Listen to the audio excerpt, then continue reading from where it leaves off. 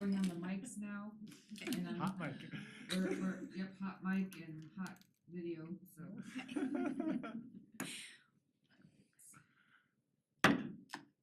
So we will call this meeting to order of the Town of Berthoud Planning Commission study session on April 13th at 6 p.m. I think we want to do a roll call. Yes, can we do a roll call? Commissioner Dowker, Here. Commissioner Anderson, Here, good evening. Commissioner Kurtz. Here. Commissioner Feldbush. Here. Commissioner Smith. Here. Commissioner Wing, Present. and Commissioner Van Betham is out.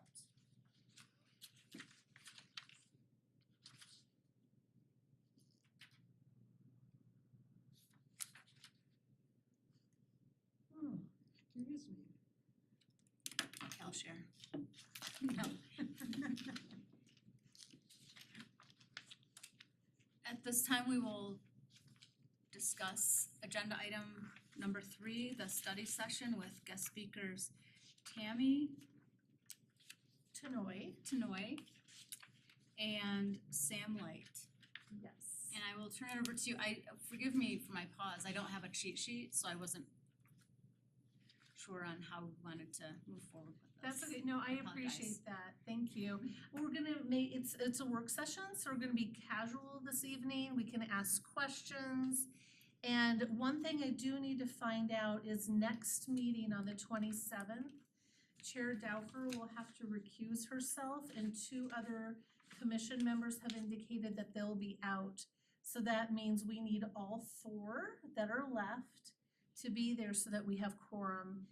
So we don't have to continue this one land use case 2 times in a row. So just wanna make sure barring What's the any, date of that? the 20, 27. yes, thank you, 14 and 13 is 27, thank you. Yeah, that should be fine for me. And I'm, I have no present conflicts, so we'll be planning to attend. Yeah. And you know I'll be up. yes, yep. So does that mean I will be chairing?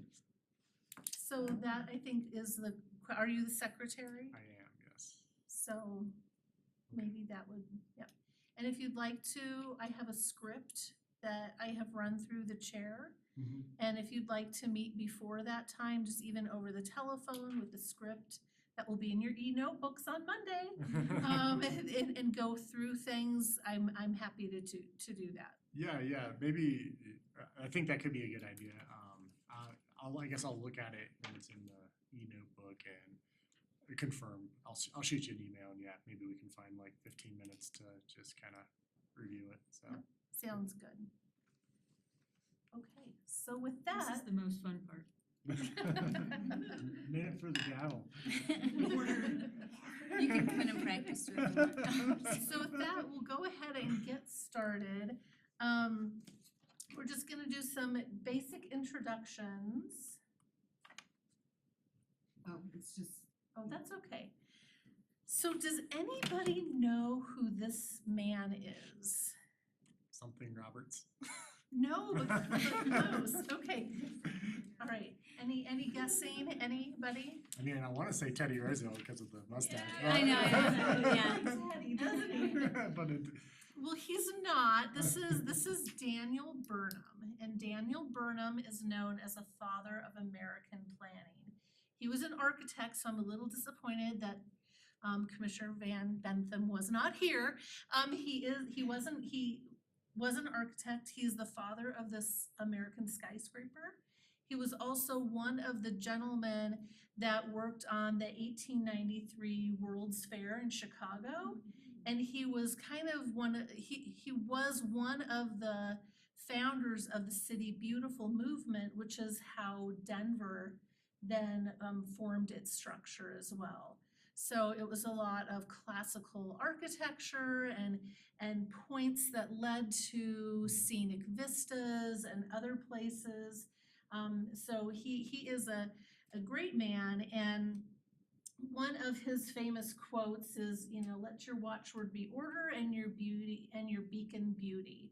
So that really is all about what planning is. So, this is some questions for you all, and again, it's just casual tonight, so lots of interaction. In your opinion, why do we plan?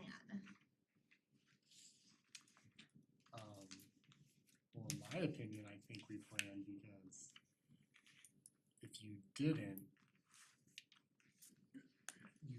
I guess I would say if you let it happen ad hoc or kind of naturally, it could end up really bad, right?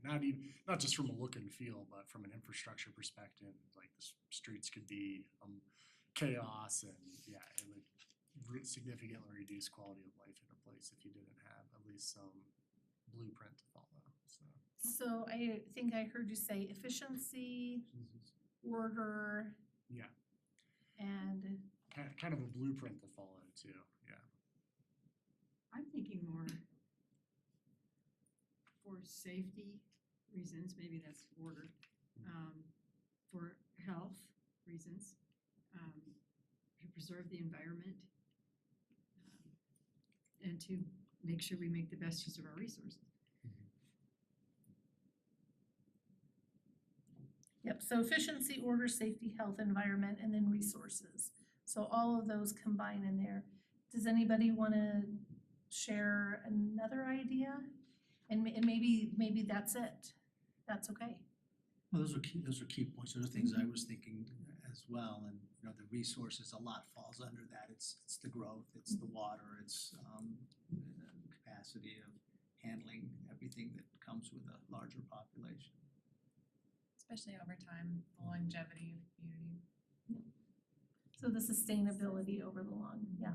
Did we say that at the same time? Yep. Okay.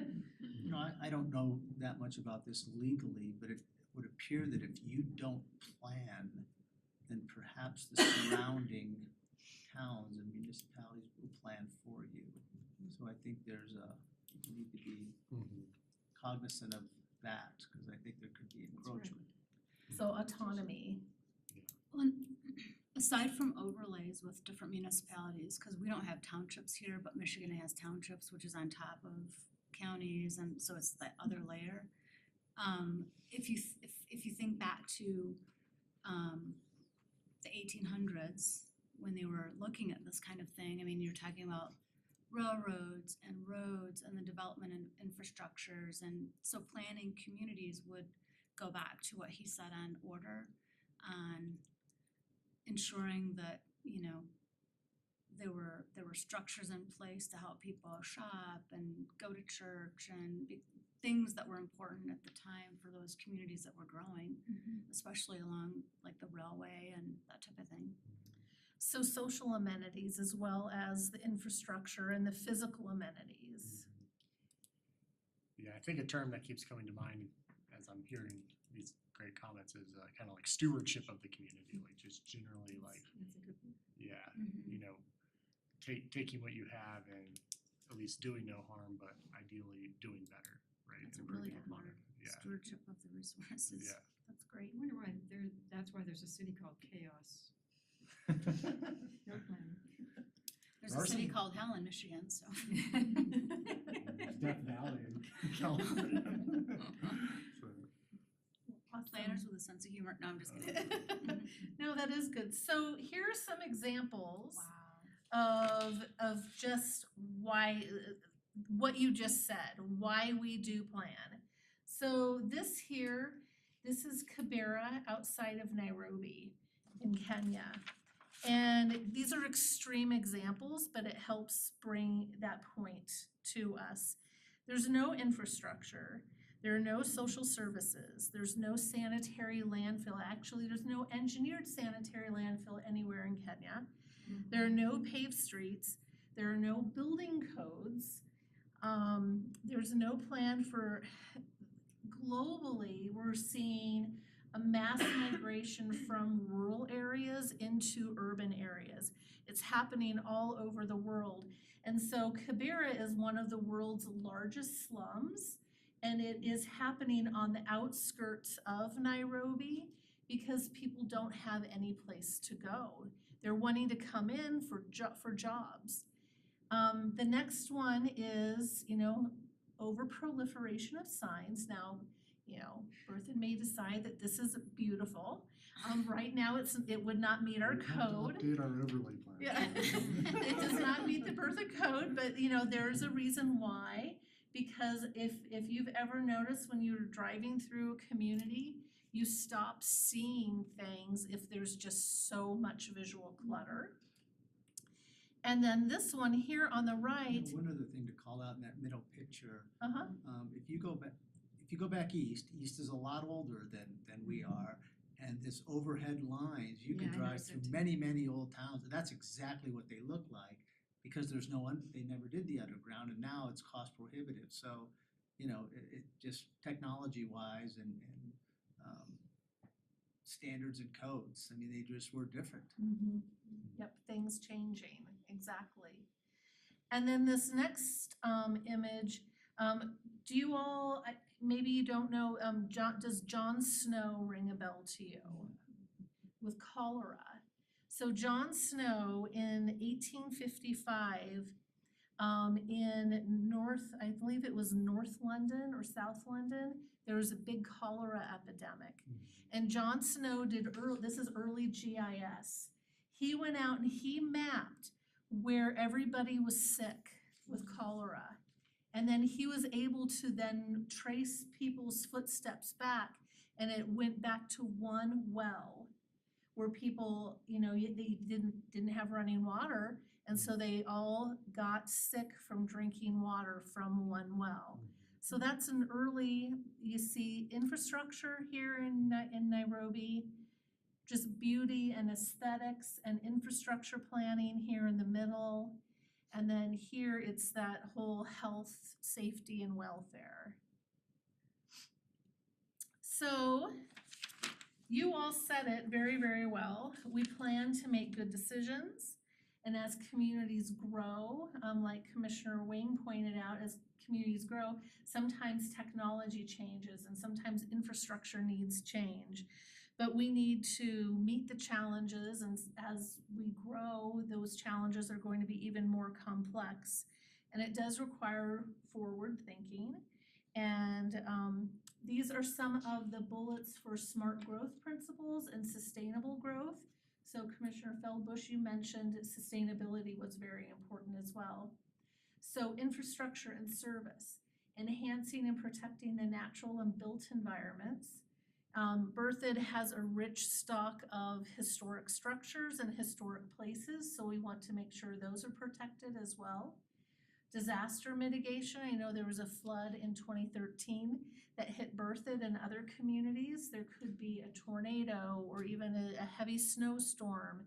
Just how do we mitigate the impacts of a disaster? And that's something that we plan for. Also economic resiliency. We want our downtown and our future commercial growth in Berthoud to be healthy and it to be a friendly environment to do business. Balancing those public and private interests, encourage citizen engagement, and improve the quality of life for residents through housing, safety, amenity, and job opportunities. And I know Commissioner Anderson, you mentioned that whole community safety aspect. So, the great unveiling, you will all have access to your Berthoud Planning Toolkit on Monday. So what will be in this toolkit, you'll get a SharePoint site link, and there will be the ordinance that establishes the Planning Commission.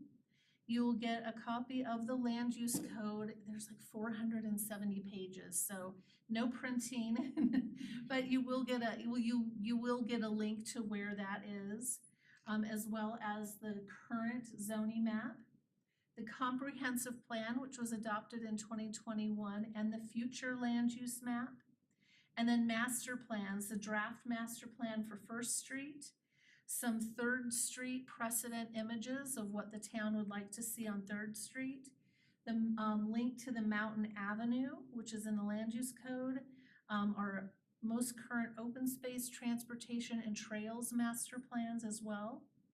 And then a cooperative planning agreement. We do have a very old and dated one with Larimer County. I hope in the next year or so to be updating that one. And then also, the chairperson's script. So if you get to, volunteer sometime to be the chair, then you'll have a script right in front of you and it will be easy for you. All right, so one thing that during our hearings, it's really important to do, and Tammy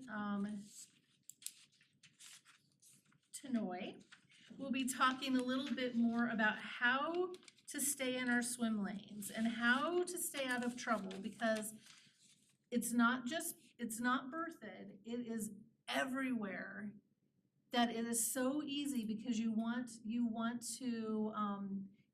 wanting to do the best job for the town of Berthoud, and you want to do a good job as a planning commissioner. And so one of the most important things, this is a sample of our swim lanes, the criteria for approval for a special use permit.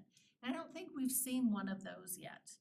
We might see some in the future, or at least I haven't seen one in front of I you. think we had one last year. Yep, last year we good. did, yeah. Okay, well, I think some more are coming.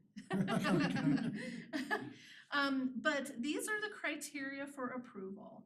And one of the items is it needs to meet the applicable provision of the zoning code and the subdivision regulations.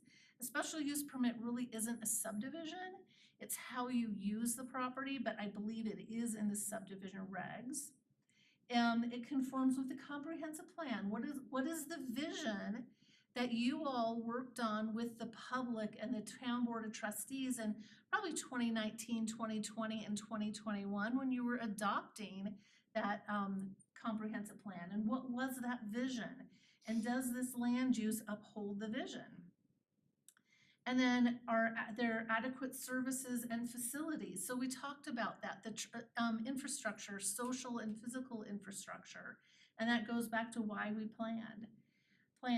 It doesn't alter the distinct character of that zoning district, and it includes provision for efficient on and off-site traffic circulation, and that if there are any potential negative impacts, the applicant has attempted to address those.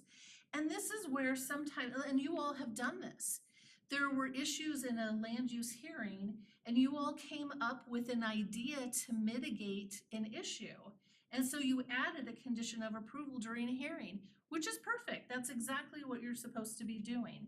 So there was a potential negative impact, you all mitigated it, and the applicant agreed to it. So usually staff likes things to be really tied with a pretty bow for you, but sometimes we can't always catch everything, and so during a hearing, we'll need you to help, come up with conditions, and I'll do a better job at being prepared. And then all applicable local, state, and federal permits have or will be obtained. Sometimes developers, if they disturb over an acre, they have to get a Colorado Department of Public Health and Environment erosion control and stormwater management plan. So this is something that when they get ready to do their construction work, that we will double check that they have that plan in site. Sometimes they have to do an air pollution emissions notification as well. And that's if you're going to put lots of pollutants in the air. So we need to make sure they have that. There could be flood hazard development that comes up in the future. So we'd want to make sure that they have a flood hazard development permit. So these are not subjective, they are code-based. And staff report will contain an analysis from all the referral agencies that review the application, as well as all the staff. What we felt is if it did or didn't meet the code, and oftentimes by the time it comes to you, the applicant will have gone through probably 3 to 5, I think we have somebody on their 7th submittal, to get it so that everything is meeting the code. And a lot of times the fire protection district will have a question or a concern, and we're telling them, no, you didn't address it the first, second, or third time, now try it again the 4th time. And so we're working with all of these agencies so that by the time we bring it to you, it's pretty squeaky clean. Ask a specific question. Yes.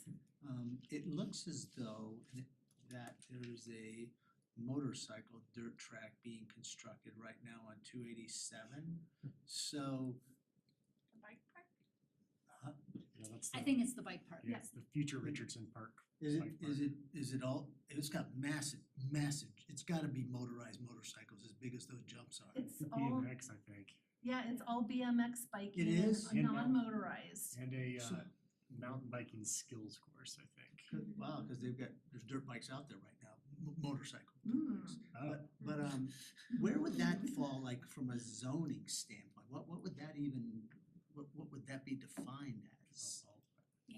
Yep, so it would be a public park, and when I get back over there to my book that is my pacifier or my safety blanket, I'll take a look in that to confirm the zone district and what's allowed in there.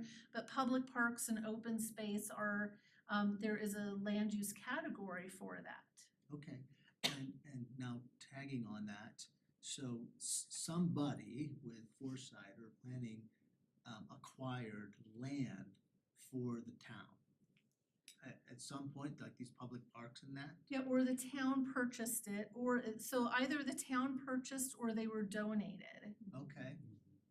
And then the town, went out for bid, created the design, had some public input on the design of those spaces, and then now get to build it. I might just add a little bit of background, because before I joined the planning commission, I was on the port committee, so in Berthoud, there's the Parks, Open Space, Recreation, and Trails Committee, so port. And it was listed, I think, on the previous slide, but, well, yeah, there's a trails plan and an open space plan, but in that is kind of the parks master plan for the town of Berthoud. And so Richardson Park specifically, as well as like the town recently approved essentially a huge facelift on Town Park, kind of by Ivy Stockwell.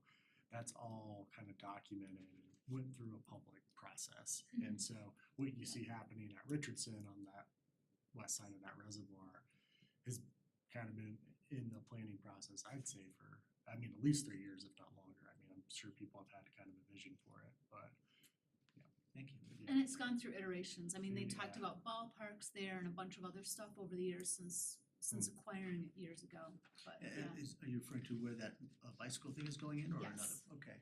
Yeah. So there have been a lot of, Mhm. but the bike park, there's a lot of media coverage of that too that you could. Yeah, it was, that one specifically. Yeah. There were two distinct camps, I would say, of some people for and some people not for, and obviously it's happening. And I think this is great I'm glad discussion. I that- hope we can ad lib a little bit like this, but and maybe it's part of the comprehensive plan, but going out X number of years, just the open space, who drives that? Like, who is the decision maker, the big stakeholder on how and when we will continue to do open space? Well, the public and the town board are gonna drive the mechanism. The Jaskowski property was donated years and years ago when we got the water rights on that. That was tied to the family that lived there. That was Wow. years ago, so, it really depends on the time frame. And the most recent one is Butch and his wife, their property, that was purchased by the town. Is that the new? The farm, yeah, the Newell new Just Lane? within the farm. past couple months, I think Yeah. November or December, right? Yeah. Wagner so- Farm where our rec center is, that was a donation or a conservation easement. or- Conservation, years Yeah, and years ago, yeah. But we were limited on when we could start developing, so that rec center was built in like the last 2 remaining years before, if we didn't use it, we'd lose it kind of thing, on the funding that went with it, so, Mhm. yeah. Yeah, the only other thing I'll add is that when going through the master planning process for the open space plan or the trails plan, it was either in parallel or coordinated or checked to make sure it was in compliance with our master land use plan. Mhm. So that we didn't say, put a park here and somebody else said, oh, that was gonna be a commercial development, Oh, Yeah, yes, I mean, at the most definitely, yeah. basic level, so there Yeah. is kind of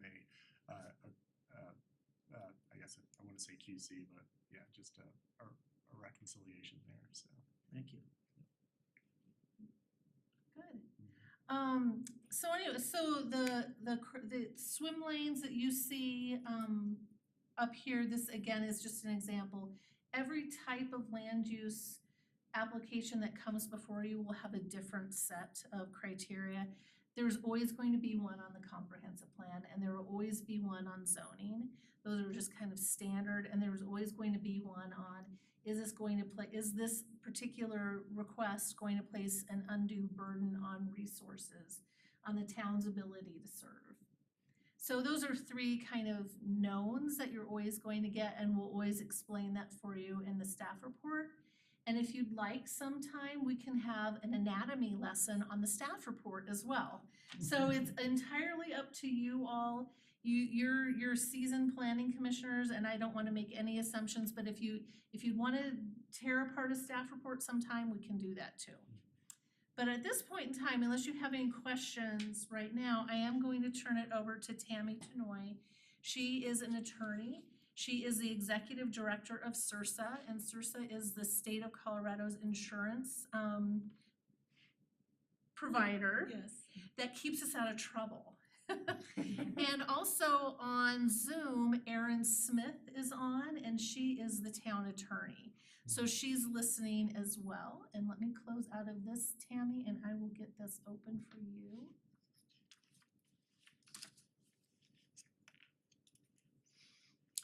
Thank you for coming to Berthoud. Oh, well, thank you for having me. So did you guys all watch Rock the Block? It reminded me of the stakes, right? The high stakes involved in land use planning decisions.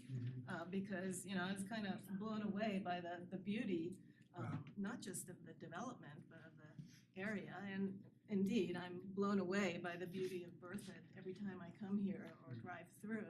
So, you know, very high stakes involved in your work. Where do you office out of? We are in Denver. Okay. Yeah. So, was that within town limits? The Yes. rock- Okay, wow. Is that near Lakes? Yeah, it was in the Heron Lakes neighborhood. Yeah, okay, yeah, that was pretty incredible. So, good evening, and thank you so much for having me. Again, my name is Tammy Tenoy, and I'm the executive director at CIRSA.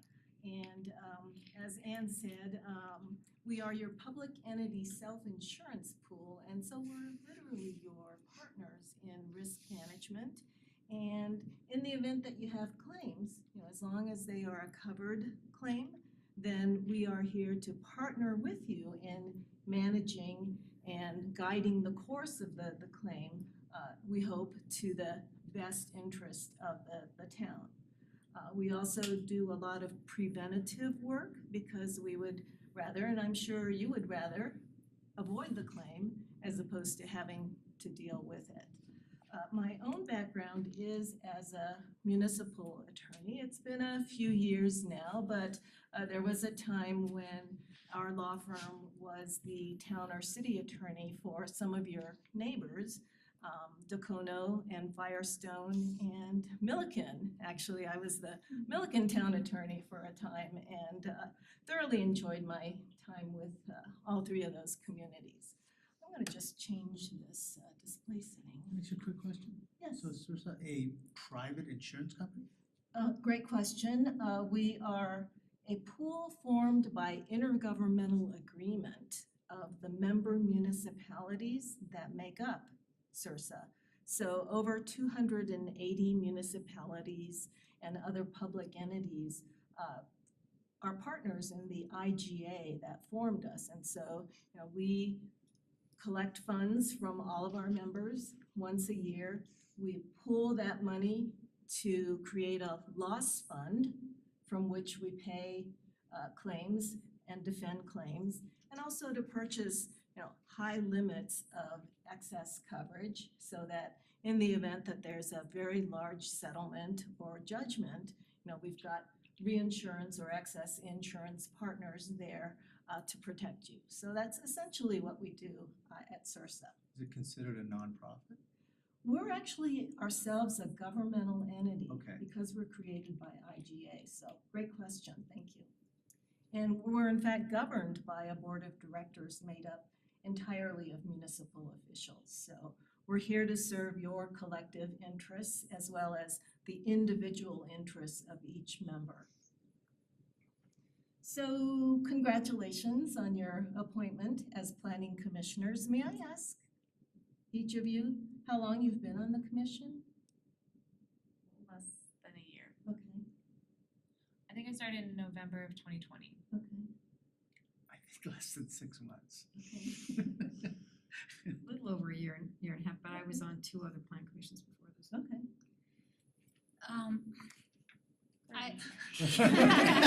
She started the Count commission. that.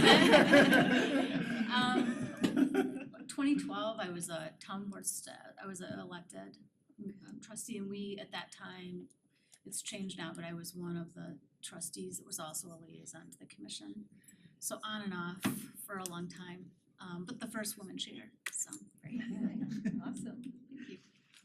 About 2 years. Okay, so a relatively short period for most of you on the commission. Have you had this kind of quasi judicial training before? We've never had it, so Okay. thank you Yes. all for I've had being it here. before. Okay, We've never had it as a commission Yeah. for the town of Yeah. Berthoud. We might have personally had stuff and but this has been, this is awesome. It's been on the job training. yeah, it's a challenging job with 470 pages in your land use code, plus all of the other ancillary or, guiding documents that you also have to consider. So it's quite a job. And as I said, the stakes in Berthoud are extremely high. So I'm really glad that you're having this training. So of course, Erin is listening in. Hello, Erin. And we've already prearranged that if there are any difficult questions, I will just look bewildered and she will step in and answer. So,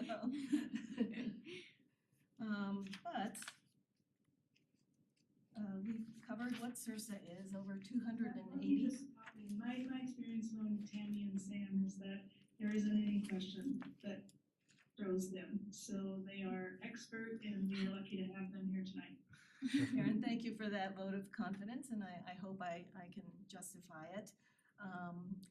For the most part, I think municipal attorneys do agree on the general principles of sound quasi-judicial decision-making, but there are nuances individually, and so I do hope that, Erin, you will chime in at any point. Before I jump into the presentation, I remember giving this presentation some years back, and then the chairperson looked at me at the end of the presentation and he said, "Tammy, I know why quasi-judicial decision-making is so complicated." He said, "You attorneys just want to control us." And I was just like hurt to the quick by that comment, because really nothing could be further from the truth. So before we jump into the issues, I really kind of want to give you the whys of, why we care about this issue. And number one is that, we want you to come to the hearing with an open mind so that you can be fair and unbiased, right? Because that's what is expected by applicants and the citizens. Number two, we want to help you make sure that you follow all of the processes and that you understand and apply the criteria, because as we've established, they're very complicated. And then number three, we want to make sure that your decision is upheld in any appeal, right? We want to make it bulletproof insofar as it's possible to do so, so that if a decision is appealed, we have a good basis to say we are going to win in an appeal. And then fourth, and I think most importantly, we want to protect your prerogative to participate in the hearing and the decision making, right? Because that's what you're here for. And there are ways in which you can kind of soil your ability to participate in the hearing and in the decision making. And so we just want to make sure that you avoid the pitfalls that could taint your ability to be a fair and unbiased decision maker. So those are kind of the whys. And really, it's not that Aaron or I or anybody want to control you. So, did you fully understand when you took your oath and became a member of the Planning Commission that you were going to become judges of a kind? Was that kind of in your mind? I don't think there was an oath. That's okay. You're there, show up at this date and this time, and you're on. See, that's one of those sort of individual quirks. You know, not only in some communities is there an oath, but when I was a municipal attorney, I used to try to encourage all of my cities to swear in all witnesses. Make them raise their right hand and swear to tell the truth and the whole truth. Because I felt like that kind of elevated the quality of their testimony just that little bit. But these are the kinds of individual quirks where, you know, Aaron can, I think, advise you best. Yes. And maybe you're gonna get to this, but I don't even, if I could back you up just for a minute, you're referring to hearings. I don't even know when that happens or when it's applicable or why it would happen.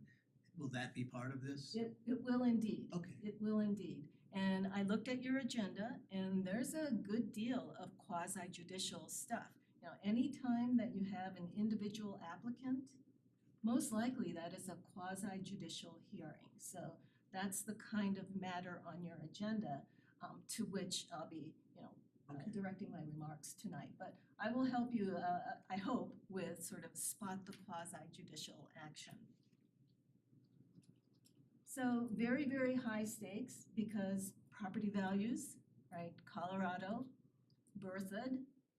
And so those are the stakes involved and they are constitutionally protected stakes, right? Because property interests are protected under the federal and state constitutions. And so, you know, bottom line, if a hearing goes seriously off the rails for one reason or another, one way or another, then those are kind of the stakes and the remedies involved, you know, constitutionally based. So I'll start by kind of comparing quasi-judicial activities with what I think of as legislative or at least quasi-legislative activities. You know, my guess is that, and this is true, I think, for board and commission members, as well as most likely elected officials who first step into office and they don't really think about, well, you know, I'll be acting as a judge in many capacities now. And so, you know, legislative activities at the level of the town board, as an example, might involve, you know, should we have a contractor licensing code? I think I saw that on one of your agendas not too long ago. Or should we strengthen our code provisions on weed and brush control? Or this is kind of a dated issue, but for many, many years, there was this huge debate around should we have breed-specific, right, dog prohibitions? And then there was this huge debate around, well, should we repeal breed-specific dog restrictions, right? Those are all examples of legislative activities. And so they're purely prospective. They're not aimed at any single individual or property or applicant, and they're prospective in nature. My guess is that, you know, that was probably the kind of thing that you might have been thinking about, right? We're prospectively looking at big picture issues for everybody. And yet here you are, you know, drilling down to individual properties and individual applicants. So, you know, the rules of engagement vary hugely depending upon whether a matter is quasi-judicial or not. So in a legislative matter, wouldn't you expect that you would have the ability to listen to citizens within or outside this room, right? If somebody came up to you and said, hey, I want to talk with you about, you would say, of course, you know, I'm transparent, I'm here to serve, right? That's legislative in nature and it's to be expected. Or what about looking into even investigating the issues yourself? If it were a legislative matter, wouldn't that be perfectly okay as a matter of course to educate yourselves in advance on the matter. Another thing that would be okay is what about communicating early and often? You know, not just with citizens, but with one another before the meeting or the hearing. You would expect that to happen in a legislative matter, and it would be okay. Or having strong convictions or opinions, even having made up your mind in advance, right? Wouldn't that be somewhat to be expected in a legislative matter? You know, if you feel like there's an absence in regulation regarding contractor licensing, you know how you feel about pit bulls or don't, right? So you may have strong convictions that you bring with you to the meeting, and you might vote based upon those convictions. So that's legislative. All of these activities that I've kind of marked in red, perfectly okay in the legislative context. And yet, when you're acting in a quasi-judicial context, every one of these activities could become very problematic for you. So, and that's why it's so important to be able to say, I can spot the quasi-judicial action. I know which hat that I'll be wearing, and I know which rules of engagement I need to follow.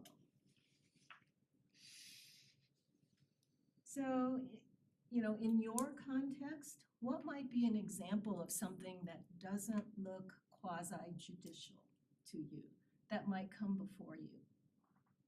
Can you think of anything that would come onto your agendas that's not quasi-judicial?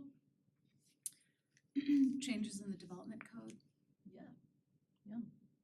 The master plan, more comprehensive plan, right? Any of those, you know, far-reaching prospective plans, probably not quasi-judicial in nature.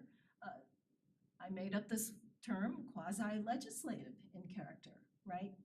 And so these kinds of activities are not prohibited in that context. So by way of comparison, right, what if somebody comes here with a subdivision request? Is that quasi-judicial? Most definitely, right? Individual applicant, individual property, and you're drilling down to make a single decision concerning that property only. So that's quasi-judicial. Or how about a request to rezone a property? Quasi-judicial? Yeah, definitely. See, you're spotting the quasi-judicial action. A request to plat property into several lots and tracts? Is that within your purview? Is that quasi-judicial? Yeah, most definitely. Or what about variances from design standards? Is that part of your work? Does that come before you every once in a while? Yeah, quasi-judicial? Yes. I think for commercial properties, right? The love sign out at the highway is a variance. Okay, yeah. Authorizing an variance on an alteration of a non-conforming use, another type of variance. Quasi-judicial? I do have a question though, just because we primarily deal with these quasi-judicial issues, right? Yeah. I mean, occasionally we'll be working on a master plan or reviewing it, but I would say, you know, most meetings are just full of quasi-judicial stuff. Yeah. But like for a neighborhood master plan and which is the first phase of our planning process, or at least the first phase that comes across our desks, and then the preliminary plat, there seems to be kind of these big picture criteria sometimes, like the desirability for the community, which kind of makes me think that that's a little bit more big picture, like a master plan question, you know. So I don't know if you have any comments there, but it seems to be a little bit of a blend, you know. So maybe that's the challenge. That is the challenge, I think, and it also is, I think, a way in which your codes are intended to give you some pretty wide-ranging discretion, right? But nonetheless, I would call those quasi-judicial criteria, Gotcha. right? So, yeah, but there's certainly a lot of latitude in terms of how you apply that particular criterion, so for sure. Agree, Anne? Okay, good. So, you know, if you're acting in a legislative capacity, think state legislature. Have any of you ever been in the state legislature when it's in session? Yeah, it's kind of a madhouse, isn't it? I mean, that's not a political statement. I started out, my legal career as a lobbyist. And so, right, I did all those things in terms of trying to get legislators to make up their minds in advance and vote my way, right? I was a lobbyist for the municipal league, so I was there representing municipal interests, but I was there trying to influence legislators. And is that a lawful occupation? Yeah, it's a lawful occupation. Some people think it's, not the most honorable, but it is a lawful occupation. And we did it, in a very aggressive fashion. So that's okay in a legislative context. But, if you're acting quasi-judicially, I think that you can think more of yourselves as judge and courtroom, right? And so what if I, as a budding lobbyist, found myself in the Court of Appeals and said, hey, I think I'll try to lobby that Court of Appeals judge in advance of the hearing? Would I be mixing up the rules of engagement, right? So I'd be in jail. probably certainly lose my lobbying license and maybe even my legal license. So it is super important to be able to spot the action and then be able to apply the proper rules of engagement. So judge and courtroom when quasi-judicial matters appear on the agenda. Now, that's, not to say that you need to act strictly like a judge. At one point, I threatened that Cirsa would buy black robes for every planning commissioner, just so you would know. But acting like a judge is not as easy as it sounds because, again, it probably wasn't what you contemplated, but it kind of is your best protection. Acting like a judge and not permitting the things to happen that a judge would not permit, and not doing the things that a judge would not do. Does that make sense? Okay, great. So, I do want to give you a formal definition or semi-formal definition of quasi-judicial because it is kind of a pivotal question. And so it is typically a decision affecting property rights at the individual level, right? So certainly land use decisions would fall in that category, but as a town, there are lots of other types of quasi-judicial decisions. So as an example, would the granting or denial or revocation of a license be quasi-judicial? Yes, because they can appeal it. Yeah, they can appeal it. And also it's a property right, right? And so the Constitution kicks in terms of, how you go about influencing that property right. Let's see. And typically notice and a public hearing are required in a quasi-judicial matter. Now, that's not to say that every time there's notice in a public hearing automatically quasi-judicial, because that's not the case, right? It is a requirement of a quasi-judicial matter, but it's also oftentimes a requirement in other non-quasi-judicial matters. And so it is a hallmark, but it's not necessarily exclusive to quasi-judicial matters that you have notice in a hearing. So as an example, the town annually adopts a budget, right? And notice and a hearing are required before the adoption of a budget. But is that quasi-judicial? It's not, right? Because it's prospective, it's town-wide, you're not affecting any individual. So, let's see. I talked about the fact that we want to make your decision bulletproof. And so if your hearing was conducted properly, you made your decision based upon the evidence that you heard in the record, and you applied that evidence properly to the criteria that Ann talked about, then that decision is probably going to be upheld in any judicial review, any appeal. And so that's your best protection, following the process, listening to the evidence, applying correctly that evidence to the legal criteria. Anne asked me to just quickly mention to you, what are the typical remedies if an applicant or other party in interest to your decision is dissatisfied with the decision? Have you guys ever heard of Rule 106? Yeah, we call it a Rule 106 in Colorado because it's a process that's tied to Rule 106A4 of the Colorado Rules of Civil Procedure. More than you ever wanted to know about those numbers, but that is the most typical remedy that somebody dissatisfied with your decision who has the ability to appeal will do so.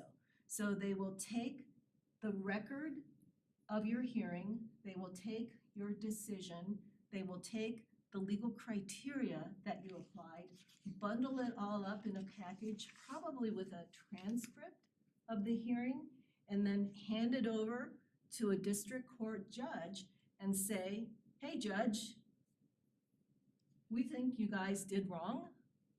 And of course, Aaron will come back and say, no, they did everything correctly. Judge, you need to uphold this decision on appeal. So that's the most typical remedy that applies if an applicant or some other party disagrees with your decision. Now, has that happened much? No. No, okay. I was gonna ask, Yeah. what would a typical situation be though, where someone who we denied their application, what would a circumstance in general look like?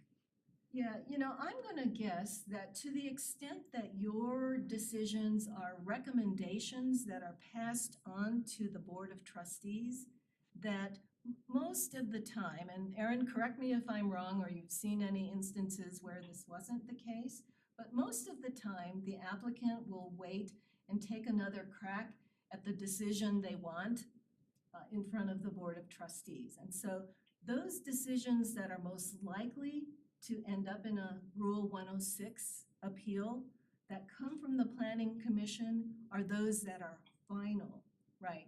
Where they don't go up to the Board of Trustees. What examples of that would there be? Variances? A preliminary plat, no, final plat is just heard by Planning Commission. Ah, So a waiver or a variance is just heard by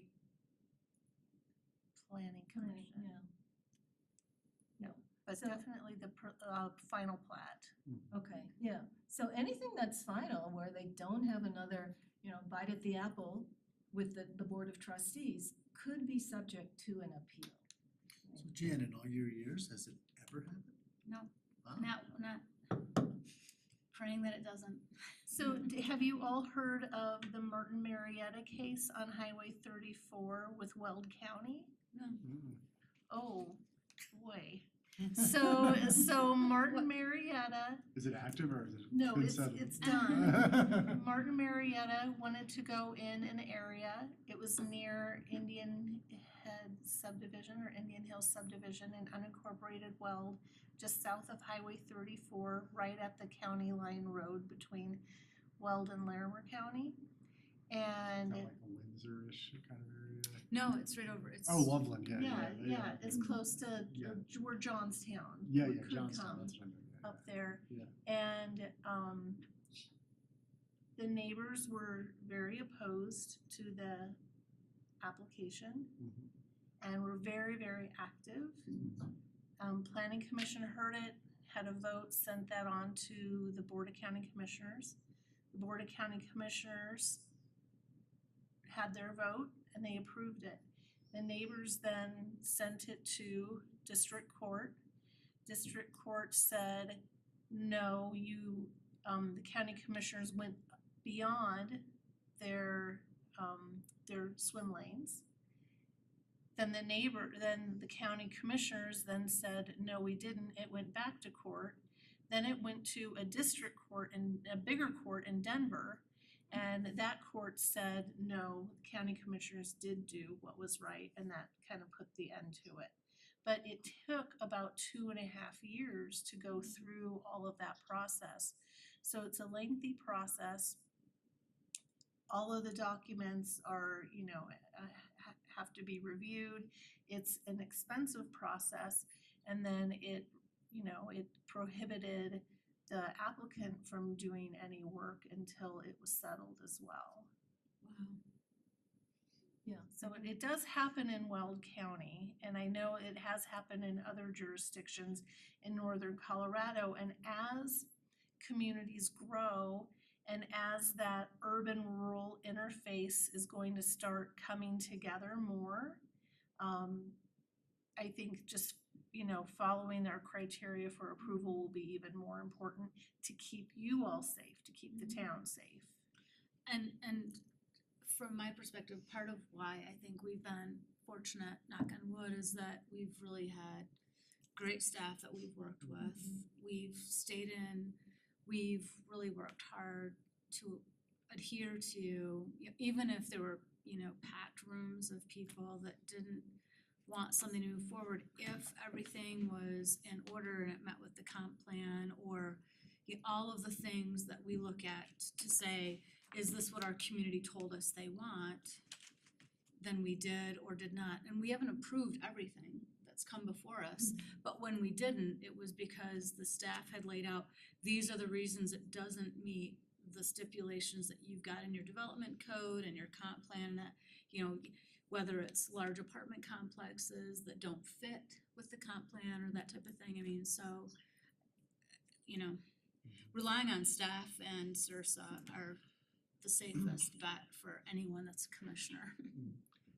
I have a question too, just about this. So is this when you talk about like having liability and having remedy, is that at the commission level, or could there actually be personal liability? Like, could Chris individually have liability, or Dan individually have liability, or is it like the collective It's commission? a great question, and I will readily admit that I have very seldom seen a situation where quasi-judicial decision makers were held liable individually.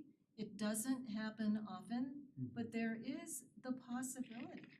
If you act in a really egregious manner, if you don't come in good faith, if you don't come with an open mind, if you're bent on a particular result to be achieved, any way you can, then those are the kinds of activities that could potentially expose you to personal liability.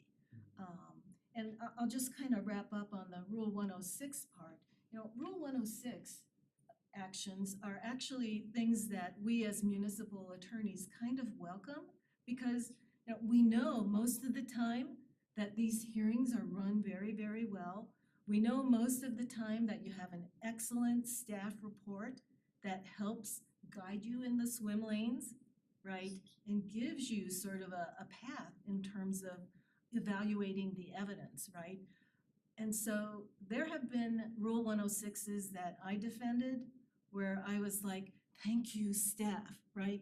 Everything we needed to win that case was in the staff report. So, a very critical piece of liability avoidance. And of course, your town attorney is also here to make sure that you stay on the right path. So, we most of the time welcome those Rule 106s. Do you, Aaron? I always kind of loved them because they were on the record reviews under an extremely deferential standard that was, in favor of the decision being upheld on appeal. So Absolutely, Tammy. And, they are so also helpful, because while they involve a court and they are litigation, right? They are proceeding in front of a court. The rules provide that they are very limited in their breadth and scope. So yes, the standards are favorable toward the decision-making body, and not only that, the process is very streamlined. The parties are not entitled to discovery, and so and there is no actual trial to be held. And so, you know, they really do allow for a good remedy, and as speedy as you can hope for in the current circumstances with as busy as our courts are. Yeah, and the standard is, did you act arbitrarily and capriciously, right? It's like, did you just blow everything off, right, in arriving at your decision? And if you didn't, then the chances are good that that decision will be upheld. But, you know, where I do want to scare you a little bit is that Rule 106 is not the only remedies. If somebody feels that you violated their constitutional rights, then they have an additional remedy, you know, in the form of what's called a Section 1983 action. And that refers to a particular statute in the federal code, right, which guarantees that there will be a remedy and money damages when a public entity or public official violates somebody's federally protected rights, constitutional or statutorily protected rights. So that's where things do get very, very scary.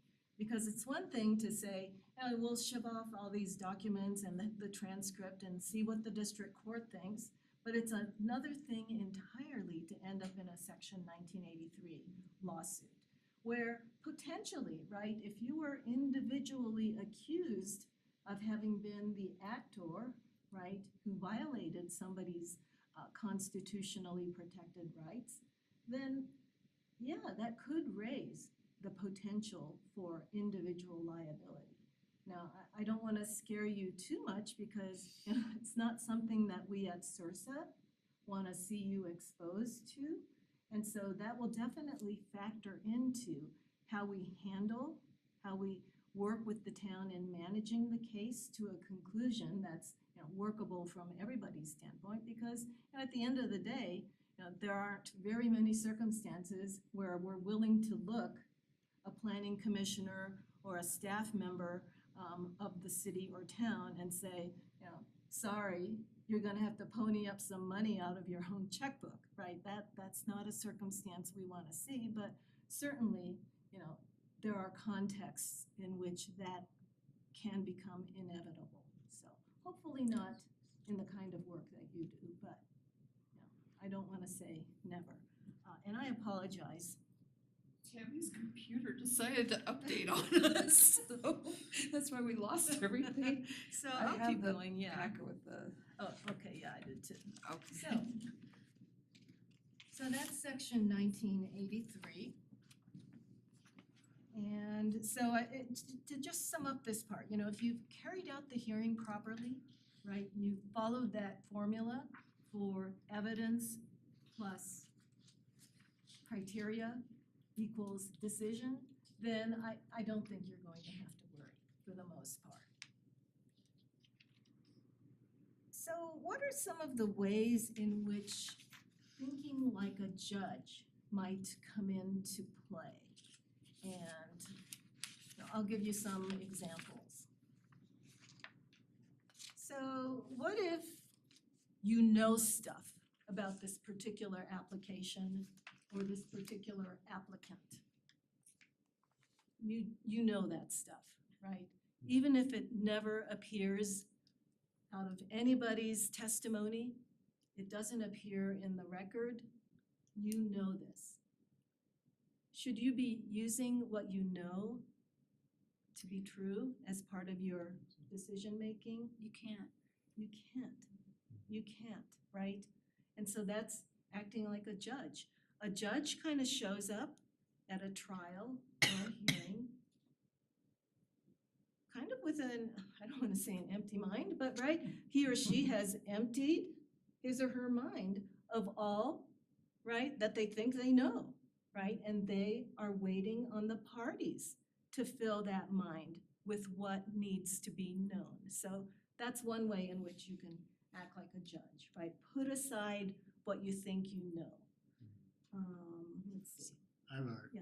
clarification. So Berthoud is a growing town, but it's still pretty small. So, Yeah. you know, we get repeat developers and stuff like that, so Mhm. you are bound to know something, Right. right, about a previous development. So just the fact that you know it doesn't mean that you like would need to recuse yourself. It's just your own judgment that you've emptied the mind and that you True. can have an impartial assessment. True, that's exactly right, Okay. yeah. And also, you know, if you feel like you know something, or you believe you know something, but it hasn't appeared in the record by way of testimony, it's not, you know, in the staff report, it's not anywhere.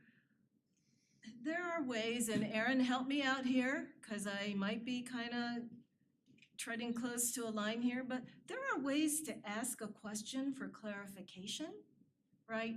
To get somebody else to testify to that information, right? If somebody is telling you, right, our corporate colors are a nice sober, you know, green and brown, right? And you know, right, you know that their colors are a clownish orange and yellow, right? You don't have to say, I happen to know, or I happen to drive by a similar development in the next town over, because if you do that, then are you a judge or are you trying to be a witness, right? But you can ask the question for clarification. By way of clarification, Mr. Applicant, right? What are, right, your brand colors? Can you Yeah. elaborate further? Yeah, exactly. Can you elaborate? That's beautiful. Yeah, Have you ever used any other colors? yeah, exactly. I have a question for Anner, maybe someone else depending on the nature of the question, but is there specific requirements for recusals for the planning commission? I think that we've kind of generally discussed them before, but I don't know if there are hard and fast rules.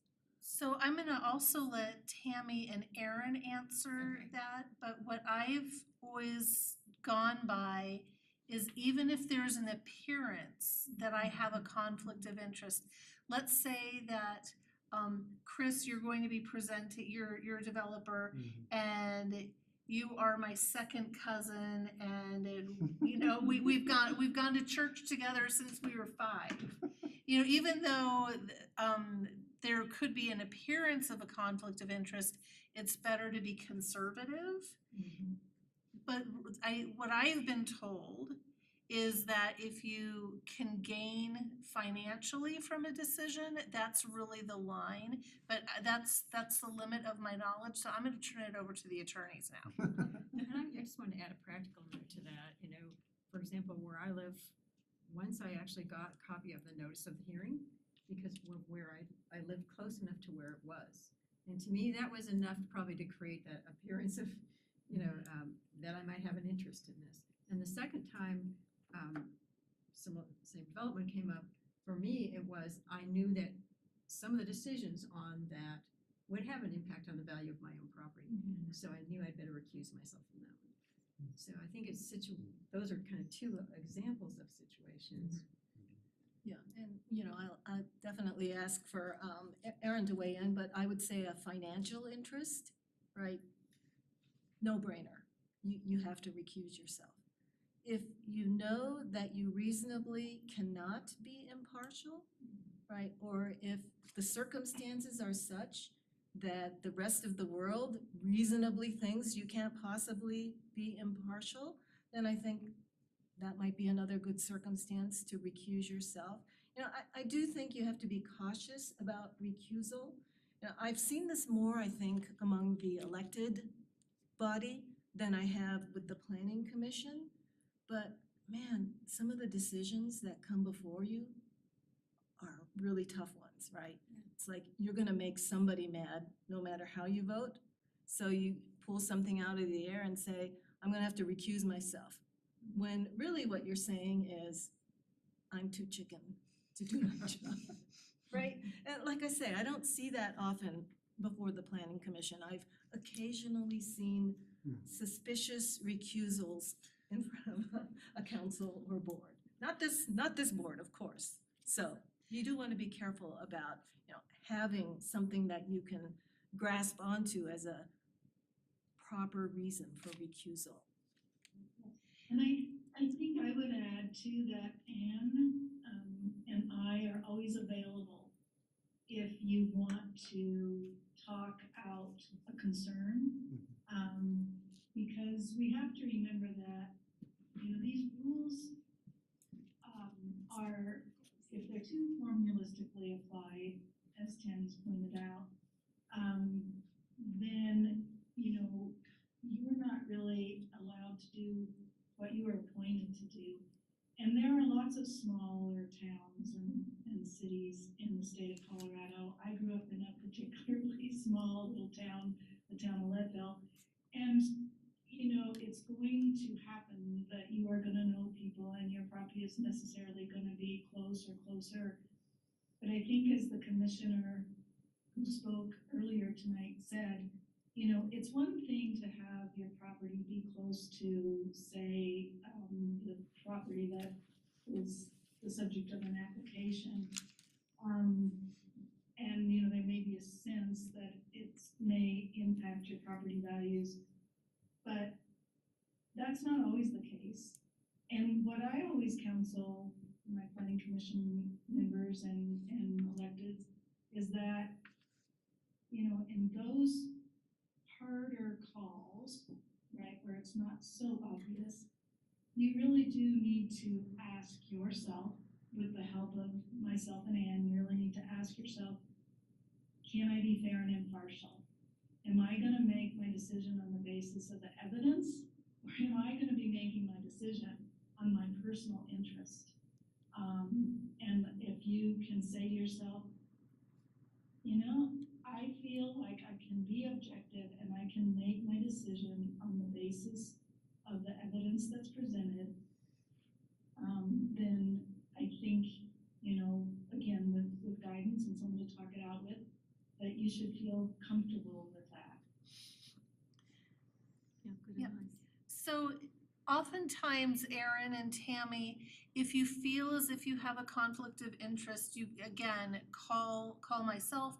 We can talk to Erin if we need to. But it's also good in a public hearing setting. You can say there could be an appearance of a conflict of interest, and here's why.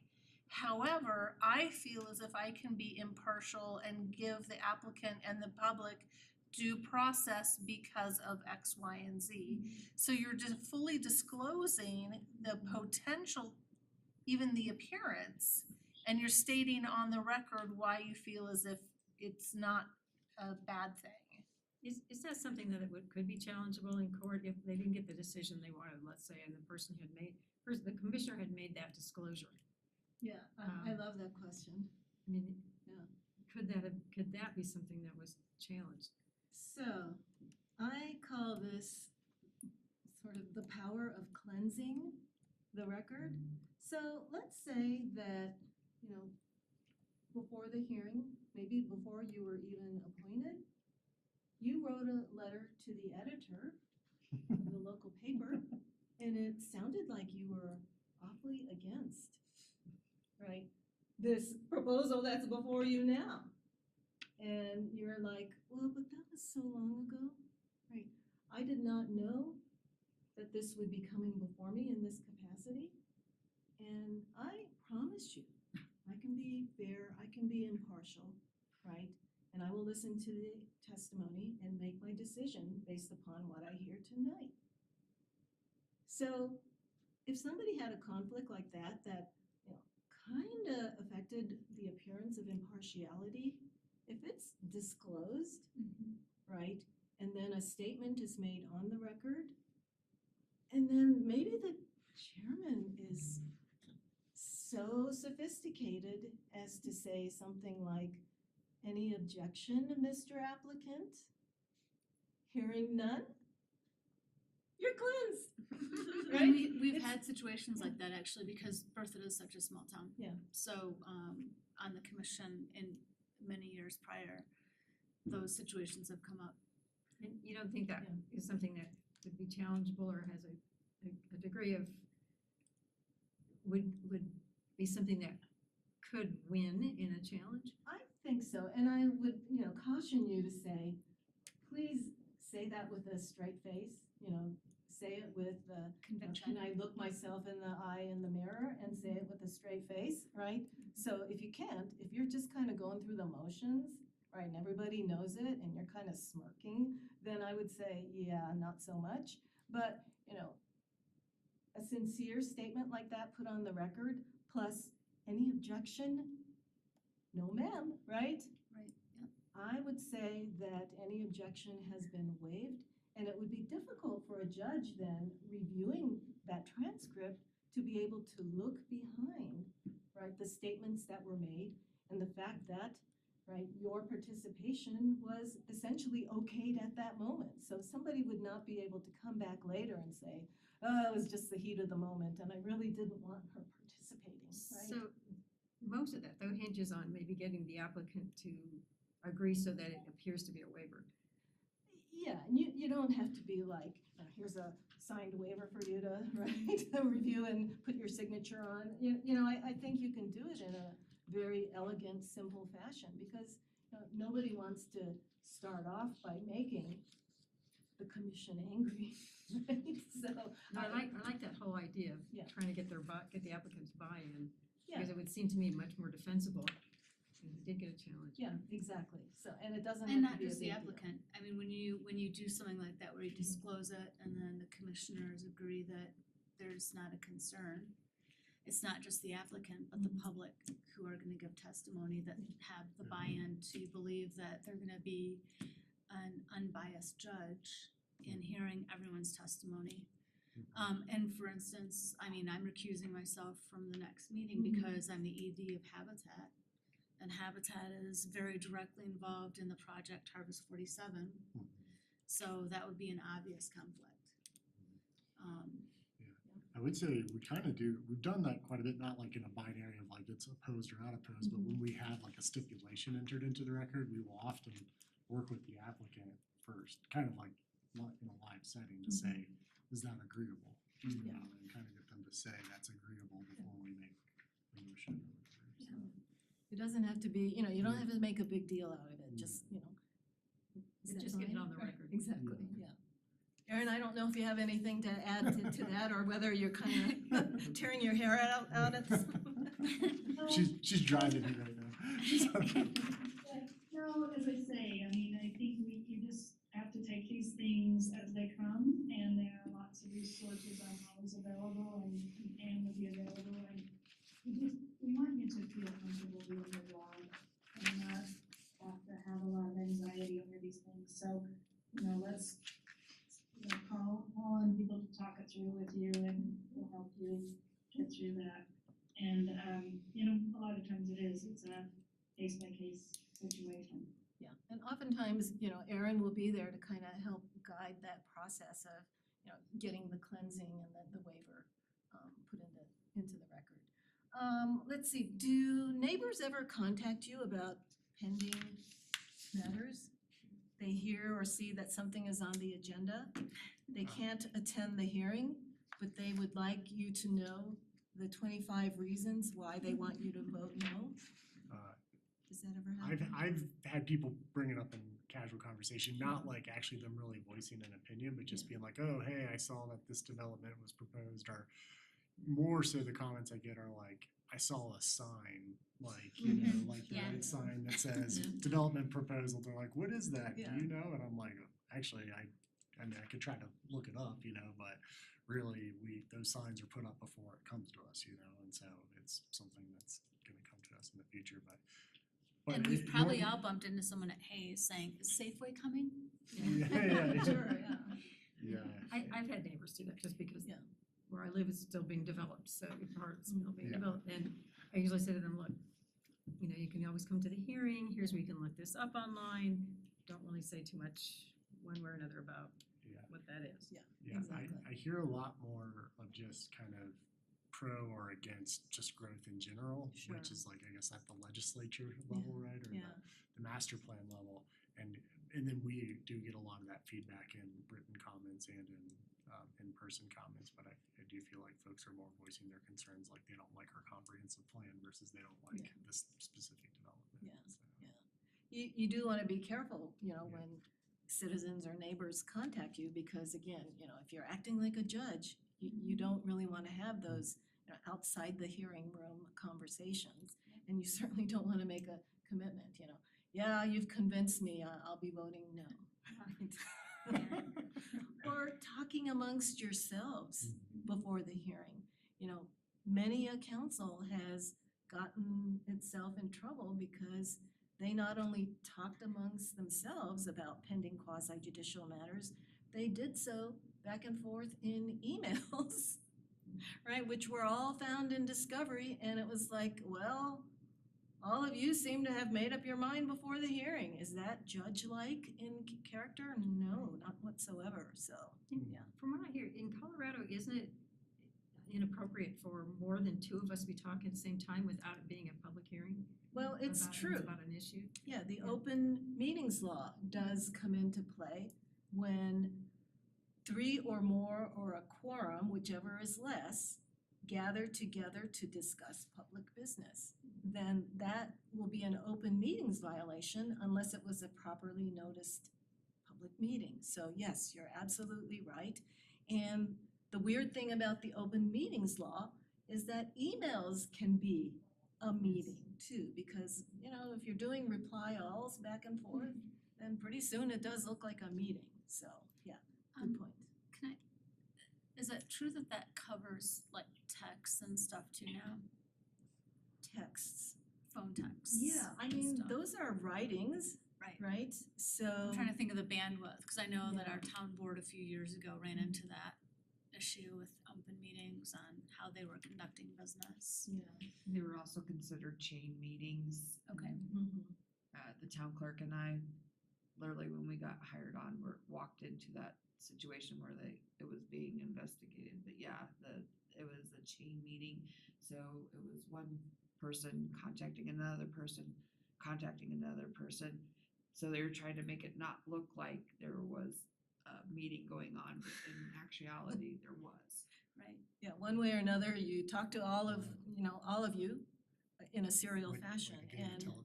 It's like how Yeah. soccer practice used to get canceled back in the day. Exactly. Yeah, telephone tree doesn't. Yeah. When I was trained for when I was on the Plan Commission in Commerce City, when I was trained for that, one of the other things that they kept telling us was, it's okay to drive by the area where the next issues, one of these next issues is coming up, so you can take a look at it or whatever, but they said, if you happen to stop and the landowner comes up to talk to you, you have to tell them you cannot talk to them. Mm-hmm. So, I mean, would you advise that as well? I mean, is that? So, great question. I did almost lose a Rule 106 once because 2 commissioners said, I drove right by that property before the hearing, or not that property, but I drove by a very similar development in another town, and the color was extremely objectionable. The facade was extremely objectionable in that other town, and that's why I'm voting no. So, that just opened this whole series of questions about impartiality. Number one, knowledge that wasn't in the record, right? 2, knowledge that arguably wasn't even relevant, right? Like, that was over in that town, we're dealing with this development here in this town, right? So yeah, we did almost lose that case, and if a majority of the commissioners had said, oh yeah, me too, then we would have lost that case, right? The court decided that, well, 2 commissioners having done that didn't sufficiently taint the decision to make it a bad one. But they certainly still said, yeah, not so good. So from that, my feeling about even drive-bys is that, number one, they could be problematic, but number 2, if you do it, then disclose, right, cleanse, waive, right, would be good advice. Or have it in your code that somehow, individually or collectively, you get to do a site view, right? That would be another way to handle that issue, because, you know, some of us cannot read a plat and envision what's going on until we look at, you know, actual real estate, guilty, and you know, try to picture what it's gonna look like. So, but, you know, if you either do it individually, disclose, cleanse and waive, or you have a process for you all to do it together, I would feel more comfortable. And again, I'm gonna ask Erin to weigh in on that. Yeah, and you know, I think your idea, Tammy, and your council on doing it all together, is the great solution, but it becomes logistically Yeah. difficult. So, I think, you know, it's just best to, avoid the drive-bys when you can, and when you can't, to put it into the record and do the cleansing, as Tammy suggests. In addition, you know, if you are going to, and implicit in what Tammy was saying about the group visits, I mean, those group visits have to include the applicant, and theoretically, they have to really include the public as well. So it becomes, you know, a extension of the public hearing at the site. And that's a difficult place to record comments. Because you are making a record, every part of that public hearing, the minute you open it till you finish making your vote on your decision is part of a record. And so, you know, it just makes for a lot of logistical problems.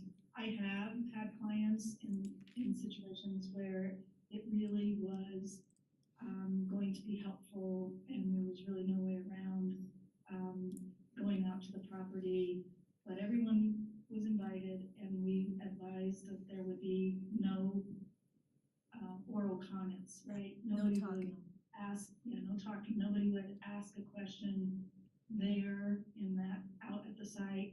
They'd have to reserve the questions for when they got back into the hearing room. So that made it, you know, a little bit, it made it not subject to, you know, challenge later.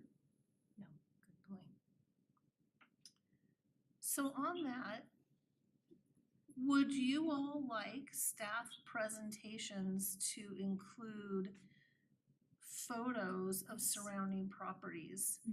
And then that way you can see that versus running into this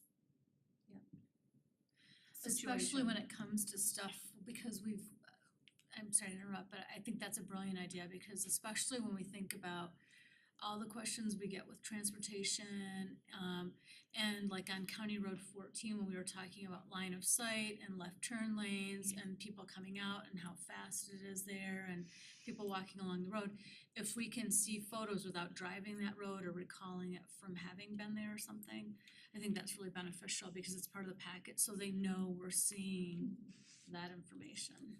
Yeah. If you do that, I mean, I think it's invaluable to go out and physically see some of these. So this is good information because it goes counterintuitive to what I would say. I want to be prepared when I come to this meeting, so I want to know what I'm talking about. I want to know where that is. But one thing, if you're going to add those pictures, I would just say also if you could do a blow up bigger and say it's this square, because a lot of times there'll be something and you have no point of context. reference. Now, if you've lived in the town for 40 years or 30 years or 20 years, yeah. If you haven't, you don't know even the names of roads. And so it just would help, okay, where exactly in our community is this piece instead of just, you know, pictures of the actual site, road, whatever. That would help me a great deal. No, I would totally agree, and I think it's hilarious. So when I first moved to Berthoud, instead of street names and road names, they're 10E and 34, and everything's a number. Yeah. So if you don't know the number, you're in trouble. But That's a great idea. Yep, we'll do that and then we'll have a vicinity map that shows where the subject site is. And then even a reference map, like maybe with numbers and the point of direction for the photos. Yeah, that'd be great. Most great discussion there. So, you know, again, if you're acting like a judge, is it compatible with that role for you guys also to be a witness, any one of you? Right? That's the problem of even a site visit. Essentially, you're kind of being a witness there. And then you're also in possession as one member of information that the others don't necessarily have. And so it kind of makes things awkward from a decision-making standpoint. But ultimately, as a judge, you're wanting to make the right decision. Yes. And it seems like in some cases, having gone there and become more familiar with it, it seems like it would actually give you an advantage to make the proper decision. But you're saying that's a pretty gray line or a black and white line, It could become problematic. not the crossover. Yeah, Okay. it could become problematic. I'm not saying it always does, but it could become problematic. So, you know, if there's a way in which you can have a substitute for that, that would be, I think, ideal.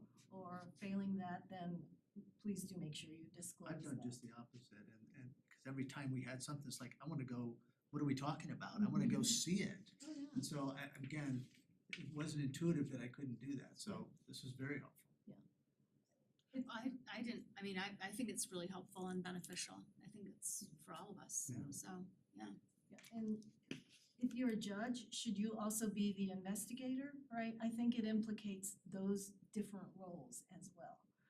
Sometimes I do see board or commission members kind of become advocates for a particular, outcome. And is advocacy consistent with a judge role? No.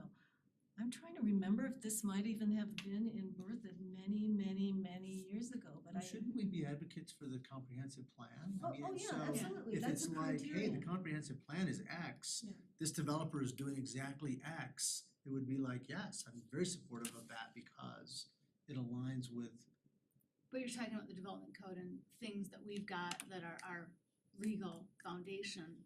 So you're not actually advocating Yeah. anything other than what we've got in law. You're applying one of the swim lanes, as Ann called it, so absolutely that's okay, but if you're like, I'm anti-development no matter what, I'm particularly anti-big box development no matter what, right? Where in the criteria are you going to be able to, match up that particular outcome, right? So let's see. So what do you all do in terms of deliberation, discussion before your vote? Speak softly off to the side. it seems like we're required to discuss it in front of everybody. Yeah. We have full disclosure on every and anything in front of everybody, which again, doesn't always seem like the best way, but maybe that's just the process and we have to adhere to that.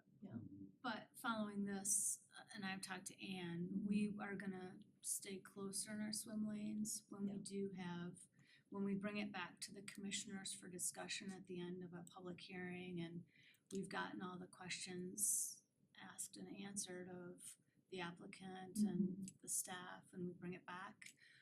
We're gonna more closely adhere to our swim lanes to ensure that we're asking the questions that we should be and not raise questions that we shouldn't be discussing. So the chair, whoever that will be holding tighter to that role of That's good. discussion.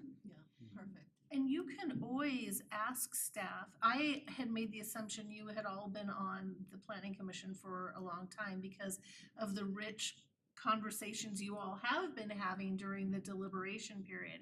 So you can always, Socratic questioning is answering something that you know the answer to, but you probably know that the audience doesn't know the answer to. So it could be as simple as, Commissioner Wing, you say, now can you please remind me of the criteria for approval? I just need a refresher. And that then will alert, okay, here's a criteria for approval that can kind of help get the conversation back on subject. Or it could be Commissioner Feldbush, if somebody is asking about the final plat process. You can say, now staff, can you please remind me is on final plats, is the planning commission that final vote? And you might know that answer, but you are suspicious that maybe others don't know that information. So you can use me in that way and I will help you. I've been thinking a lot along those lines, but almost in a, I'm an engineer, so I was like, all right, let's just go through the checklist. But like on maybe like our, you know, some projects are more contentious than others, right? So, but our criteria, you know, they're 5, 6, 7 bullet points essentially. Staff report goes through it.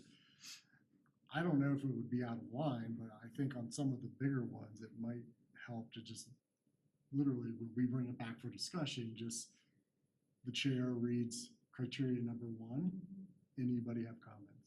Reads number 2, anybody have I comments? And agree. just go through it all. And then one, it's reminding ourselves, but then also displaying or showing and educating the public, hey, you know, remember, these are the 6 things we have to consider. We, you know, publicly consider them all. And That's a good point. then when a decision is made or a motion is made, it's probably much more clear. Now, I'm not saying we do it for every single decision because a lot of them are a lot more obvious or there's not that big of a deal. But I would agree, because I think the public doesn't always understand that we have a certain set of criteria, and if the project meets that criteria, you know, we don't have much of a choice, but then to sit, unless there's some other major aberration, you know, but to approve that. And I think sometimes the public doesn't understand that, you know, and that's our role, in that and sometimes they also, well, I think they also don't understand that criteria is based on developing a plan that the public had input into, and and it was designed to be in the best interest of the public. And I think a lot of times, again, they don't get that. So I think what you're saying makes a lot of sense. I have a question to that point actually, because I think in the past I have tried to ask questions based on testimony or comments submitted to the record and so I ask questions of staff or the applicant that reflect those comments, and Right. is that an appropriate thing to be doing? I think it does, yeah, because you're addressing the concerns of the public, so you're actually helping the applicant. Even if I they're do kind that of like too. broader in scope than the planning commission's Yeah. specific A lot of role. them go But into the s- desirability category. Yeah. It's like, so But I somebody mean- brought this up, can you tell us more about it? Yeah. Right, Yeah. but I think it makes sense though, and staff are the ones that are well within the purview, because they've actually sat through all the different Yeah. iterations that they've seen. That's why I always call on Ann. Yeah, well, and that's a really good point, because it also shows you as a commissioner, you've read the packet material, you've read what people have taken the time to submit, you've listened to the audience as well, so that shows that you're giving due process. So that's a good idea. They get feedback on their comments any other time? So if they call me or if they send me an email, I will respond to them and I'll say, you know, your comments have been addressed. I see a lot of times it's just, I just don't want it. That will come to us. It might be a lovely paragraph, but in the end, there isn't a lot of substance other than I just don't like this. But if there are things of substance, like they're concerned about water or something like that, I will reach out to them and say, would you like to see a copy of the application materials? I see you're asking a lot of good questions about traffic impact. Would you like a copy of the report that was submitted? So that then they'll get that. But everybody gets an acknowledgement that your email has been will be included with the packet material. If you have any questions, please feel free to give me a call. So to your And- point, go ahead. No, go ahead. So if all the criteria's been met, and things have been vetted out, is it within the scope of a commissioner to say, I would like to make a motion at this time? And then if someone else, I guess, wants to continue on, they say, I have more? I mean, could you help me with that process? And that's what I've talked to Ann about too, is making sure that when we're talking about those things, that we bring it back to the swim lanes and say, the decision today is about X, Y, and Z. And while we've heard the concerns of the public about the schools are loaded, or the traffic plan isn't, what we want to see, or those types of things, then number one, I would direct it back to staff to say, is this the appropriate period that we're looking at that? Because if it's the neighborhood master plan, they don't have to have all the engineering and everything done, right? We look at those further down the road, and then Anne can reiterate, or we can read it from a list to say, at this time, these are the iterations that we're discussing and deciding on based on this. I could be more guilty than most, but if commissioner is straying, getting out of the lane, what would we see our process as perhaps bringing that to closure? I will respectfully acknowledge that commissioner has, thank them for their feedback and their questions, but that the question today is about X, Y, and Z, and this is what the commission has to consider today. But staff is always available to go into further detail about the specifics of the application or the process they went through, or who at the school board or the fire district, or any of those other things that are part of that final packet that we see, because it's been reviewed and approved by all of the team at town hall before we get it. Right. So that's what, and so please don't be offended if we have contentious, before my August time is up, if we have a contentious meeting and I say to a commissioner, I appreciate and respect your feedback, but at this time, this is what this public hearing is going to discuss, and this is what we need to focus on. So I will not mean anything personal by it, but I really am wanting to make sure that we're in line with CRSA, with Aaron, with our town staff, and with our job. And then I thought this was discussed from a process standpoint. At the conclusion, or the apparent conclusion of the discussion, is it incumbent on you to say, now we need a motion, or does that happen some other way? You can call for a motion at any time, you can just make a motion. According to You could Robert's- just you could go for discussion, you could be like, I don't have time for a discussion, I'm making a motion, I wanna get out of here. That's not the culture of this commission. But according to Robert's Rules of Order, you're supposed to have someone make a motion first before there's discussion. So Yeah, We can have discussion and then make a motion though, and then Then call. call for additional discussion. Yes. Yeah. Mhm. Is there any discussion on the motion? Yeah. There you Yes, yep, so there's almost like, oh, you just kinda have to wave your arms and the lights will go back on. I say maybe tell us what you've been here so long. but yeah, generally. I thought that was part of the process. I have a question, why couldn't we, because I think you're right, I think keeping everything focused on on the relevance, Yeah. of what our job is for that particular item, makes a lot of sense. Is there any way, when we're reading out the criteria, say, and the relevance of this particular proceeding is X at the same time, because I think that would be helpful. The more we say it, I think the easier it would make it to be able to state in Well, it could be focus. in the staff report, we can just read the staff report to say these are the points that have been met or not, based on the motion, so. Okay, Can you walk through an example, because now I'm kind of in my head, obviously we're referencing prior meetings, but from this point going forward, obviously we're gonna all do a little better.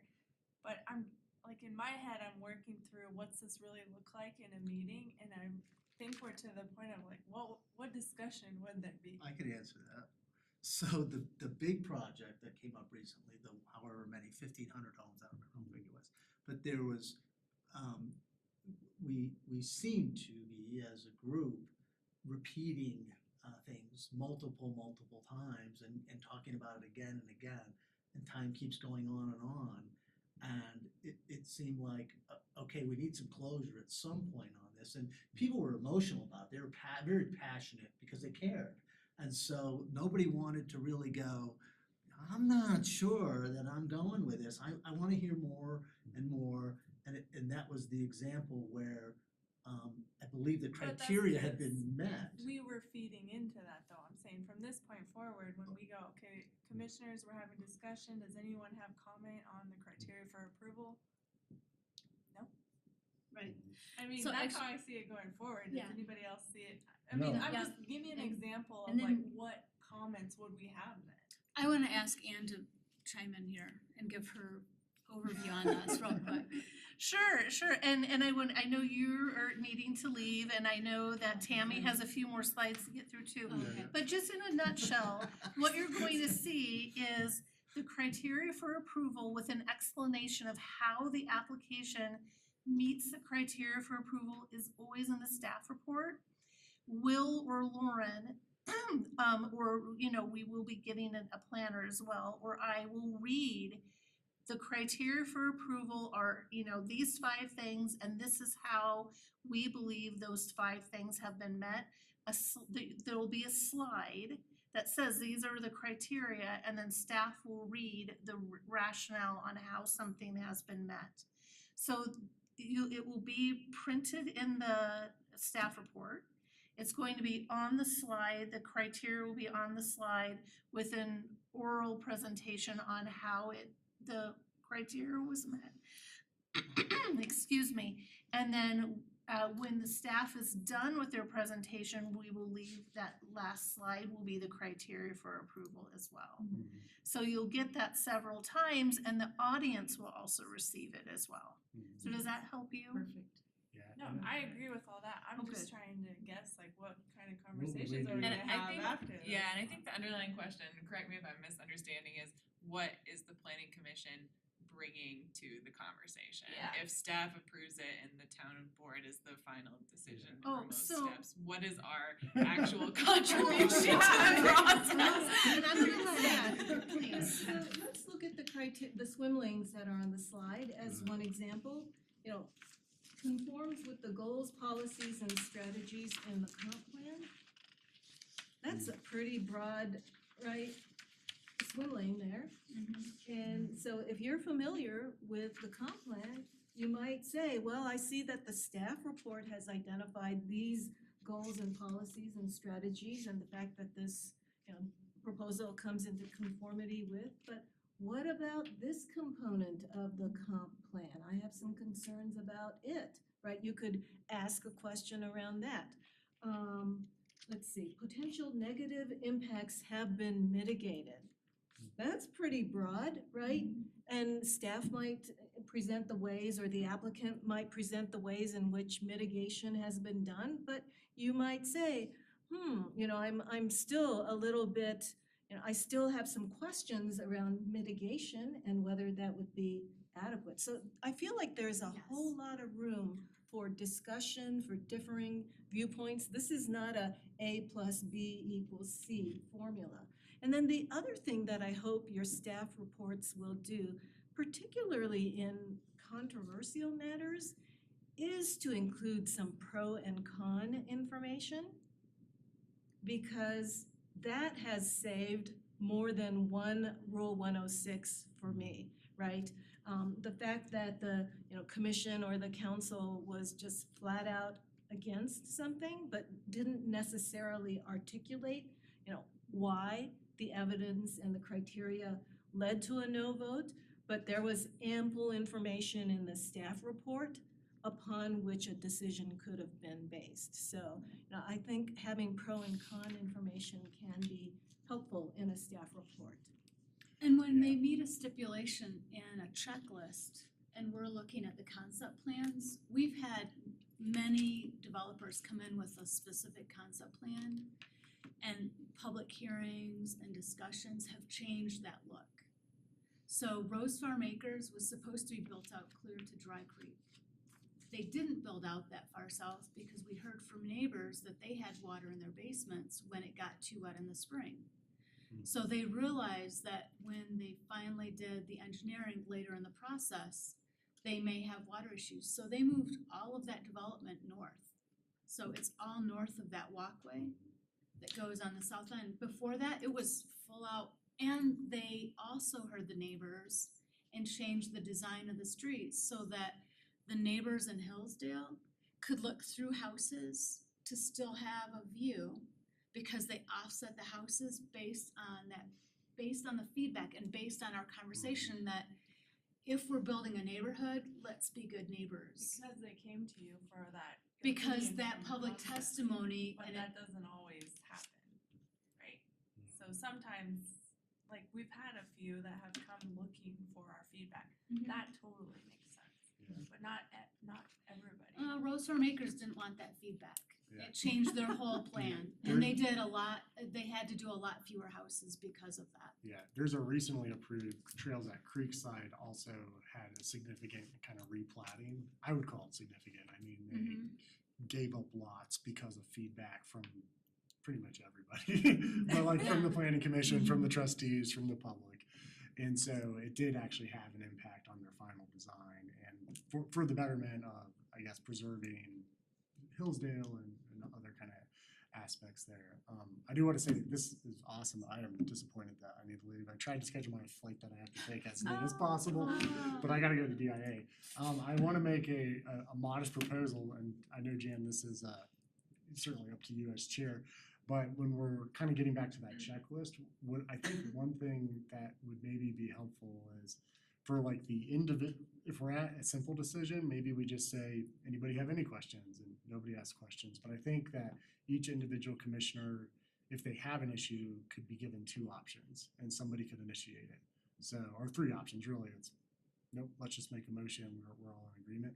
The first option would be, I would like to review point number 3, or I'd like to review point number 4. Maybe you don't want to go through all 6, but you're like, I really want to just have a quick discussion. Maybe we could all try to say 3 to 5 minutes or whatever it is, just something reasonable.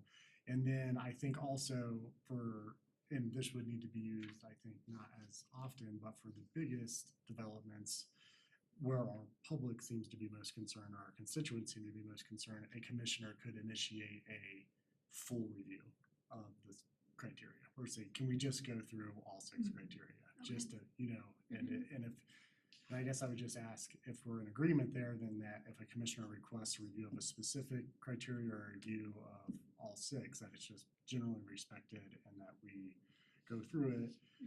If that's not, but like I said, that last one I don't think would be used very often. It's not like can be used for a special permit or something like that. So. And to Commissioner Wing's point, we will go through it once. We will go through it once. Yeah. Well, and One that is the whole point. Whoever's chairing the meeting, Jan or whoever, then it will kind of, I don't know if we need to get into time limits, but it will be like, we need to get through this discussion on point 1 in 3 minutes. We need to get through point 2. You know what I mean?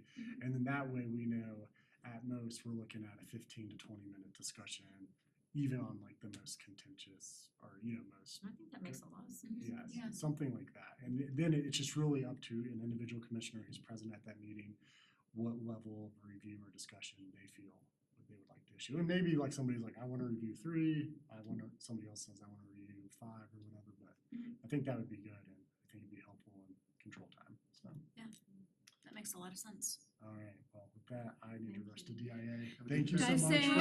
I'm glad you don't have any weather going against you. I know. Have a wonderful trip. Yeah, thank you. Definitely. Headed to Seattle, they're rainy cities. Thank But, you. yeah, thank you, everybody. Talk Thanks soon. again. Yeah, Yes. absolutely. You raised such an important point, though. It's like, well, if this is all such a formula, where does my brain make a contribution? And I hope and I believe this is true that, just looking at these swim lanes, there's a lot of room here for discussion and for differing minds to, have different concerns. If this were a mathematical formula, then yeah, you'd be boxed in.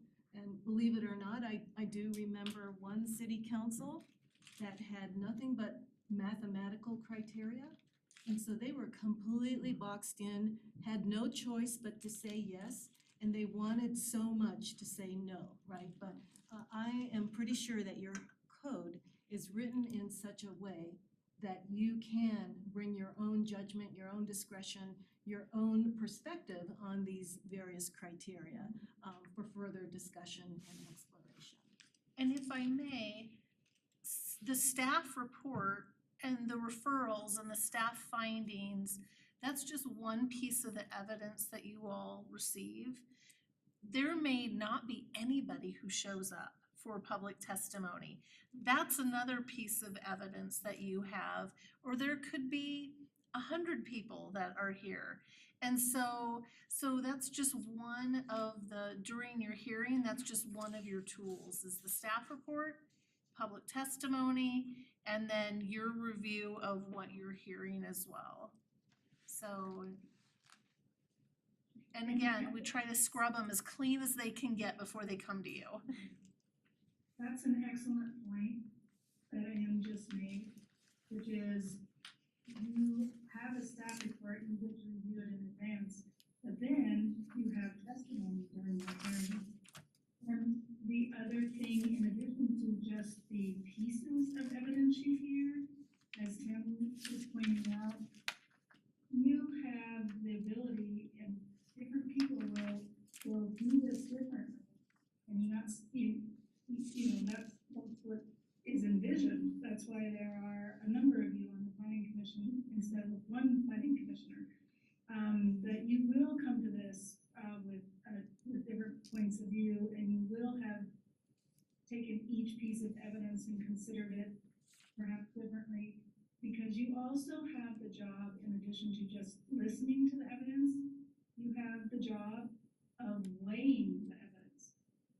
And some of it is going to be more, some of the things you will hear from certain members who testify, certain members of the public, or anybody who testifies,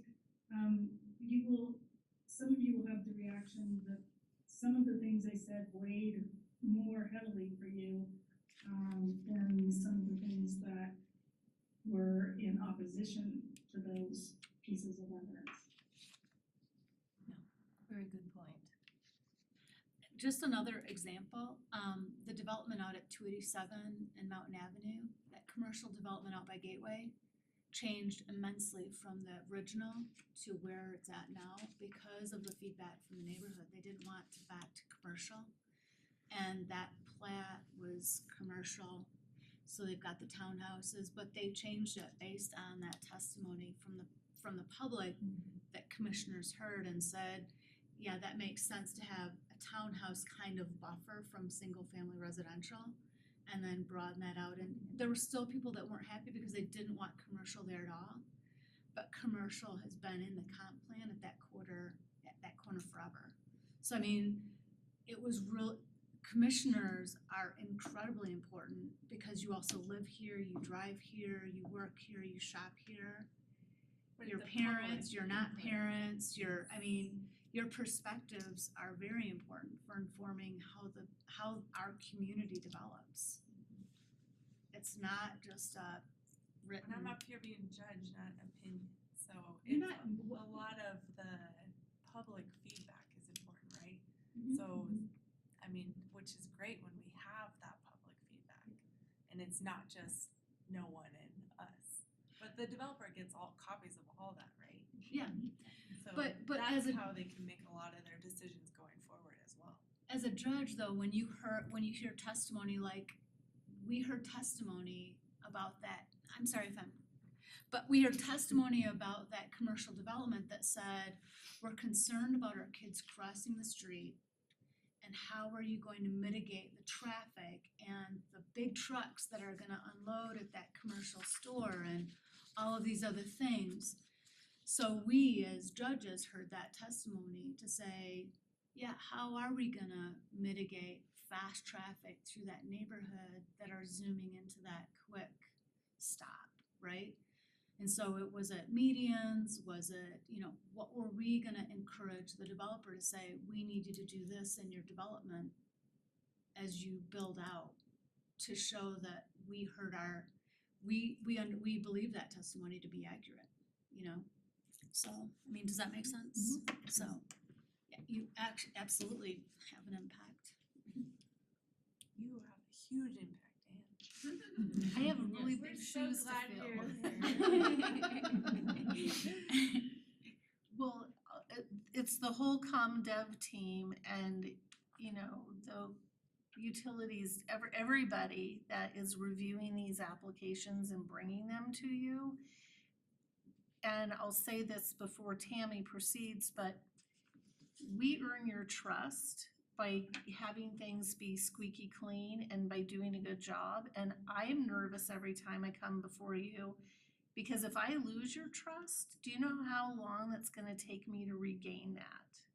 And so I want to present things to you that have been vetted properly through the entire process, because I don't wanna have to rebuild that trust. And I know that we're earning each other's trust now by working together and learning about who we are. And I hope to earn all of your trust as a staff member, but then I wanna keep it. Thank you for that, because it shows dedication and that you care about the community, so thank you. Oh, yeah, no, I feel very honored to be in Berthoud. I mean, we can talk about that later, but I just love it, so I don't wanna ruin anything. Yeah, it really is a jewel. So I'm not gonna go through all of the rest of the slides, but on page 10, slide 20, Sam actually wrote this little script for how discussions can sometimes go, right?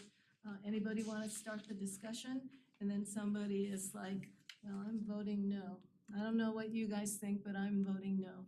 Yeah, and that is kind of like, well, screech. No discussion possible, right? And so what you can do is draw one another out by asking why questions that go to the criteria, right?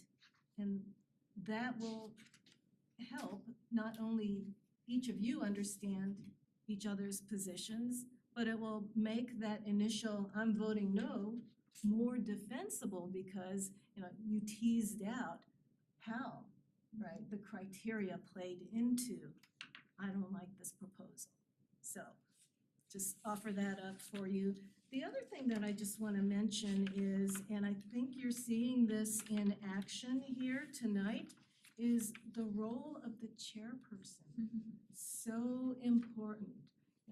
Thank you for your leadership on the commission. It's so important because how the hearing is run, right, is so key to whether you will have a defensible decision at the end or not. And so the fact that you're keeping it orderly, you're keeping it focused on the criteria and the evidence, right, that's 95% of the battle. So, I would say keep up that great work. And, I heard early on that you guys use a script. Yay, right? I was actually a quasi-judicial hearing officer for years and years and years for many municipalities. And I will say I wrote myself a script every single time because it helped keep me on track. It helped keep me from forgetting some important part, rebuttal or whatever, right? So congratulations for doing that. Congratulations for having essentially a checklist of the criteria in the staff memo, because those criteria are not always top of mind, right? And the other thing about criteria is it's like the smaller the decision, sometimes the more criteria there are, right? I had a Board of Adjustment who was continually going off the rails with its decisions, and the council finally asked me to attend a meeting of the board and find out why. Well, it turned out that any variance required them to go through a 20-item checklist. Wow. They had no idea there were 20 criteria they had to follow, and once they got the checklist, right, the quality of their decisions went way up. And so having a checklist or some list of criteria, so important. Observing formalities. I feel like this room is very well set up in a formal fashion. If there's a way that you can maybe have a second podium, that might be helpful, right? So you have applicant, right, having a home here. And then maybe the potential antis having another home here, because the scariest thing that can happen from a chairman's standpoint is to have the applicant kind of here and then a witness who is anti over here, right? Kind of trying to shoehorn each other into getting their faces in front of you, right? And then they start arguing with each other, right? So having each party, or sort of the pros and the antis, kind of having a home to go to can be helpful, I think, if it's gonna be Anna does a really good job structuring. You She do, no, you does. really do. I mean, you, Thanks. if someone Yeah. comes up and they're not supposed to be, you let them know, and you do, you keep a tight grip on that. And you're very gracious about it, which is what I like. Yeah, You're very so good. important. How you do it. set the right tone, yeah. That, I do think that suggestion is helpful though, because there's a lot of times where the applicant has already went and sat down and we're having to pull them back. you Yeah, know? that's what we do typically now, is once the applicant has given testimony and we open it up to the public, the applicant will sit down. Okay, good, that works too, yeah. But absolutely. And then, you know, formalities like not allowing peanut gallery comments. Using formal terms like Mr. and Ms. Those things actually can go a long way in terms of the tenor and tone of the room. So with that, I'm gonna stop and see if there are any further questions, whether I've just kind of completely messed up your mind and you're like, I can't do this anymore. Whether you'd like me to come back for more, I'm always happy to do that. But I really thank you and I congratulate you for the high level of professionalism and integrity that I see you are all bringing to your work. So thank you all very much. Thank you. Thank you, you're wonderful. Thank you very much. This has been really helpful. I know I want to clap too. I wasn't even aware we had this resource available to us, so it's just, Yeah. it's just the Yeah. fact we went through this, you know, hey, if there is something out there legally, we feel it's great that we have an additional resource. I absolutely agree. This is phenomenal. And it was very opportune that you arranged this for us right after that, one of our last hearings. It's okay, it's all okay, and these are growing experiences that we'll have together. It's great for staff to grow together, it's great for us to grow together. Nothing, it's messy, learning is messy, and as long as we're vulnerable and open to say, you know, gosh, I don't know this, help me. I think that we're gonna, you know, just be just fine, and with Erin and Tammy's help, this is a good step, so. Good question. So what happens when we have a new member coming on? What's our process gonna be to bring them up to speed on the rest of this? Yeah, so that's a very good question, and we will do things like this probably twice a year. If there's something, let's say that we know, I'm gonna try to pick something I know would probably never come to Berthoud. Let's say that there's a great big gravel pit coming to Berthoud. We would probably, and if I had an idea that there might be a gravel pit coming, we might have a work session on mineral extraction 6 or 7 months before that, just so that everybody can get familiar with the terms and some of those things, and it would be presented by an unbiased individual, maybe somebody from the State Division of Mining, Reclamation and Safety, someone like that, or if you all felt like, gosh, I'm really struggling with understanding the master plan, we can have or comprehensive plan, we can have a work session just on the anatomy of the comprehensive plan, the anatomy of staff report. I think that's great. And all of those things, so you tell me what you are interested in, and we'll have a work session like this. We did something similar to that when I was on the planning commission in Commerce City, where we knew we were gonna have a lot of issues coming up with things like fees in certain areas had to do with fracking. So they did a workshop for us about Cool. fracking, mineral interest in Colorado's laws, and it was extremely helpful to build that foundation and understand what was coming before us in the coming months. So And it's hard to find somebody that will be unbiased. So definitely we will look for those resources, yep. Sometimes it takes, I built grocery stores when I ran this company, and it took years and years and years and years. And what I'm thinking is, and I don't know if anybody else would find value in this, if we could bring a big map in and put it on one of these stores and maybe a half hour before one of our sessions, and have just someone going through, okay, a year and a half ago, 2 years ago, we talked about a grocery store going here. 3 years ago, we talked about a BMX park going here. This is gonna happen here. It would be great for me instead of driving around town and seeing, oh, there's that going on, or who approved that, or I didn't know we were getting a McDonald's.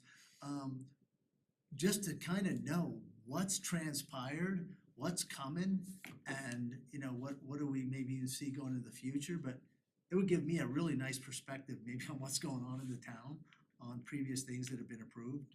We did that in Commerce City too, although we were probably in violation of several things, but once a year, the development committee, or development staff, I should say, would put together for us a drive around.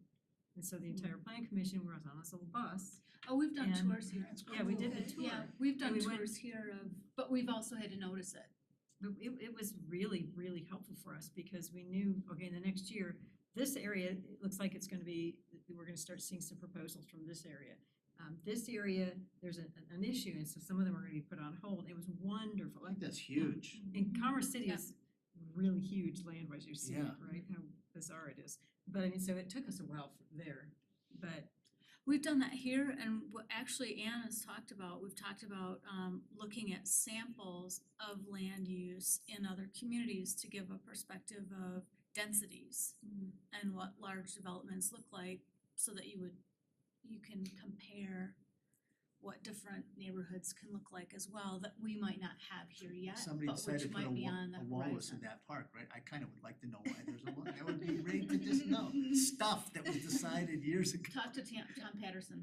would it be helpful for us to do a tour? Was that something that people want to do? Definitely, we can do a tour. We have to be very careful because staff cannot influence, staff can only inform. Yes. And Yep. so we wanna be careful that we're just doing that. And so even if it's, one of the things we're adding to the agendas is kind of a staff report of things that you heard, and then they went to town trustees, and how did that turn out? But definitely, we can bring, Jeremy Olinger and other individuals from town staff to give you hey, here's an update on what's going on, or that could just be incorporated into that final staff sign off also. We used to get a little report, I don't know if it's every month or every other month or something like that, where it would say, okay, these things that you guys, passed on or whatever, here's what the town council did. We used to get a report like that every time. Okay. or every other That's month. what's cool about our e-notebooks. Yeah, I can do that. Cause we can have information and that's easier for them, so we don't have printed paper. Since you brought that up just real quick, so what, is that something we access from our own computers? Is that what, it'll be a site? Yes. Is that Yeah, what it there will is? be a SharePoint site Okay. and it will have all of that information on it. And I will even give you access to my pacifier. I call it my pacifier or my safety blanket that says, and this is on the website now, but I'll give this to you also, and it will include a list of what was approved and pending finalization of conditions of approvals, what were, their final, all of this information will be there as well. And as I get more team members on staff, we'll be filling in all these blanks, because right now there's just a lot of unknown information. Speaking of that, Will they get the same access to e-notebooks? The town trustees, if they want access to the planning commission e-notebook, I will give that to them, but they typically would not have access to your notebook because it's built specifically for planning matters. But And everybody in town has access to this. And correct me if I'm wrong, so there's gotta be careful separation too between some town information that they will, because they will hear a public hearing per se, right? That has to be, they will have to hear it fresh, separate from our hearing. So they wouldn't have access to everything that we see prior to their discussions, right? Well, it then becomes incumbent on the trustees to comport themselves in a way where they're not tainted by information that wasn't ripe for them to see. Right. So, I would say it's not so much something that you have to control as, we should be giving a similar presentation to them so that they are also, right, unbiased, have the information fresh, and are not necessarily saying, well, my favorite commissioner voted no, so I'm gonna vote no, Right. right? Yeah. Or whatever, right? Or even the perception of Yeah. impropriety. Yeah, exactly. Which is why they couldn't go to the rec center to hear that discussion on the Ludlow property. I know I And they wanted were to go, but I totally thought- reamed in social media for not going, and they're like, we couldn't. This was kind I of. wanted to go, but I was like, oh gosh, We what if couldn't. something comes back on that, on the second, on the plat, Oh, you yeah. know? Yep. And I thought, no, I better not go. Yeah. It's like, Someone brought something up, Jan's leaving in August, do we start looking 30 days out, 60 days out, 90 days out? I mean, is there a formal process for that as well? There's a formal process at the town wall. Yep, and are you officially off or you're just not gonna be chair? My term ends in August. Okay, well, that's one thing I wrote on here, terms and spreadsheet. So I have to get on top of everybody's terms and appointment date. But yes, probably 2 months out. So, Michelle is, I was gonna say, town clerk Samar will start advertising, that there's going to be openings, and then the board will appoint a couple of board members to be the people that interview, and then by the time Chair Dowker's term is up, we should have a new one in place if we get applicants. Are any commissioners on that group as well to be part of who gets the position? So I show Chair Dowker and Commissioner Smith are the two who, Commissioner Smith is until November. So Chair Dowker is August, so we only have one coming up soon. Yeah. but we the, don't do any of this selection. We don't? You do, actually, so typically, do. yeah. Okay. So I've sat in on numerous interviews, so it's myself and a couple of town You sat board on mine, I members. think. Yeah, Yeah. Oh, Yeah, you did yeah, mine there's too. usually, Yep, there's that's right. usually a couple of board members, and then there's usually someone from the, whatever the committee is Great. in the interview, and there's usually a staff person in The that. likelihood would be you as the vice chair. But then you guys will have a new election to think about, so. I forgot that you were in that one, but you were. And when my term ends in November, do I reapply if I mean, is that possible? What happens? Yes, you are able to reapply, from my understanding. Yeah, you would. Okay. Is the I appointment. didn't know if there was like, well, I didn't know if there was like Just term. But I've been on No, forever. yeah, you definitely are. I was like trying to think, I was like, because before you guys, there was planning commissioners that had been on there when I first started, that had been on there for years. Yeah, and I just wanted to Scott, make sure there wasn't hands like up. a limit, like I definitely could not reapply. That was my question. I I thought think that the there's a the ordinance will give you, I think, a term limit. It might be 2 or 3. I think it's 2 terms, but Yeah, so Yeah, we'll okay. look at that ordinance and that will be in your e-notebooks. So I just had 2 more slides, if you don't mind, we just go through. You've seen these slides at some of our public hearings. Mostly these slides really are for the audience. You are here twice a month. You understand this process, but just to walk through again, I want to spend a little bit of time in each of these 4 items, and then I have another slide. So before somebody even submits an application, they call and they say, I want to do X on this piece of property, what do I need to do? And staff, I'm looking through my notebook. Number 1, the first thing I always do is, what is the zone district? And can the use that you want to try to do there, does it even conform to the zone district? And then I look at the future land use map, which you always hope your zoning map and your future land use map match. Sometimes, you never know, there might be a conflict. And then you let them know, and Berthoud has a very strong set of design and development criteria. Before you make a determination if you want to come to Berthoud to develop, please look at the design expectations. Can you meet that? If you're a business and you just want to bring in something that doesn't meet our standards, then you need to go somewhere else. Then they make a decision, yes, so I want to come and meet. Then we have these things called the technical review committees. and it will include the fire district. It will include public works and streets and lots of other individuals, engineering and planners. And we'll sit down with the applicant. They have a list of questions that they have to answer, such as what are your hours of operation? How much traffic are you generating? What type of business? Are you having any emissions? Are you doing outside storage?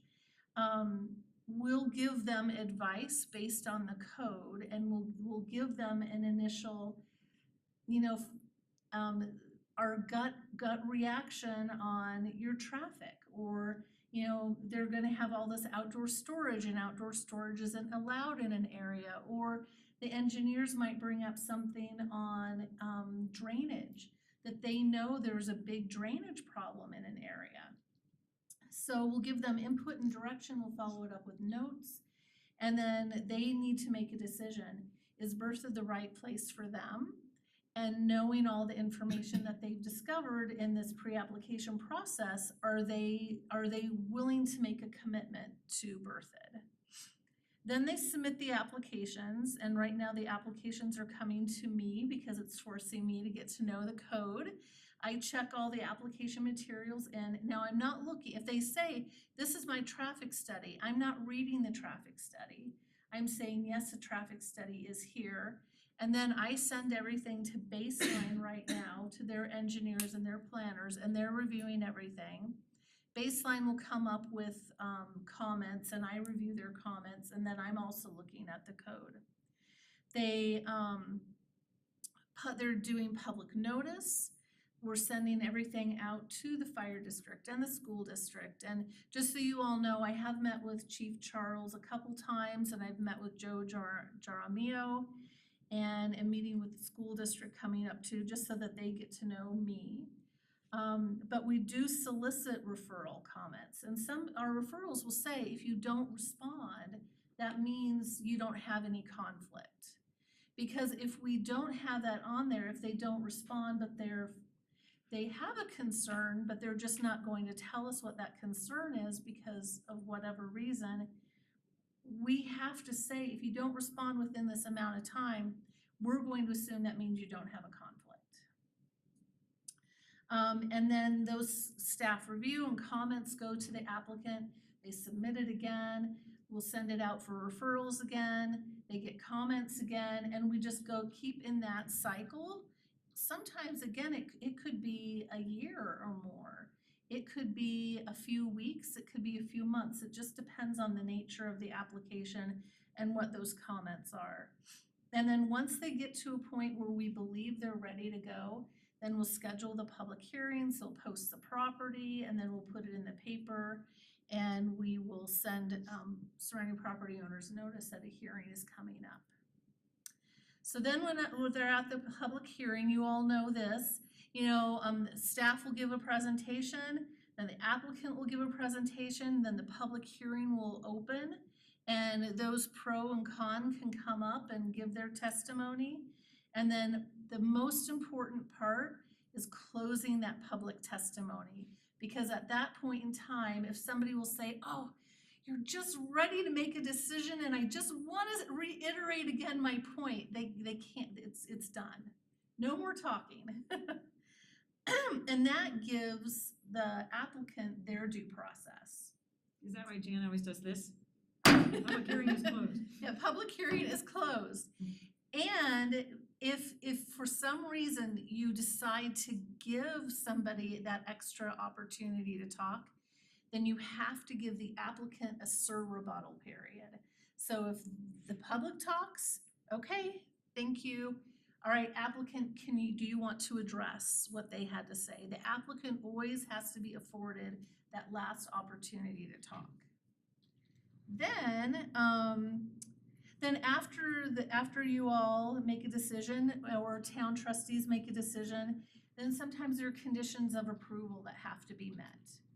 And then once those are all met, then we sign the plats.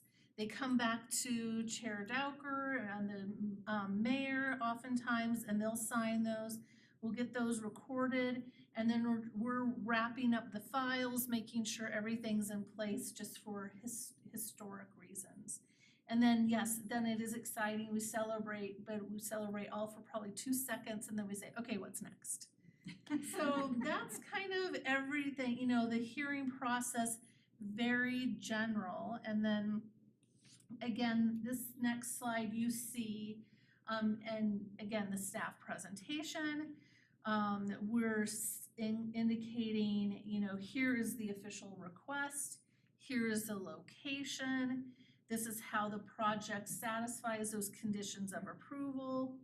Then the applicant makes their presentation, and then the public hearing is open, and anybody who wants to talk about the project can talk. And as a planning commissioner myself, sometimes it's really hard because a lot of times it's the testimony is generated by emotion, and change is an emotional thing.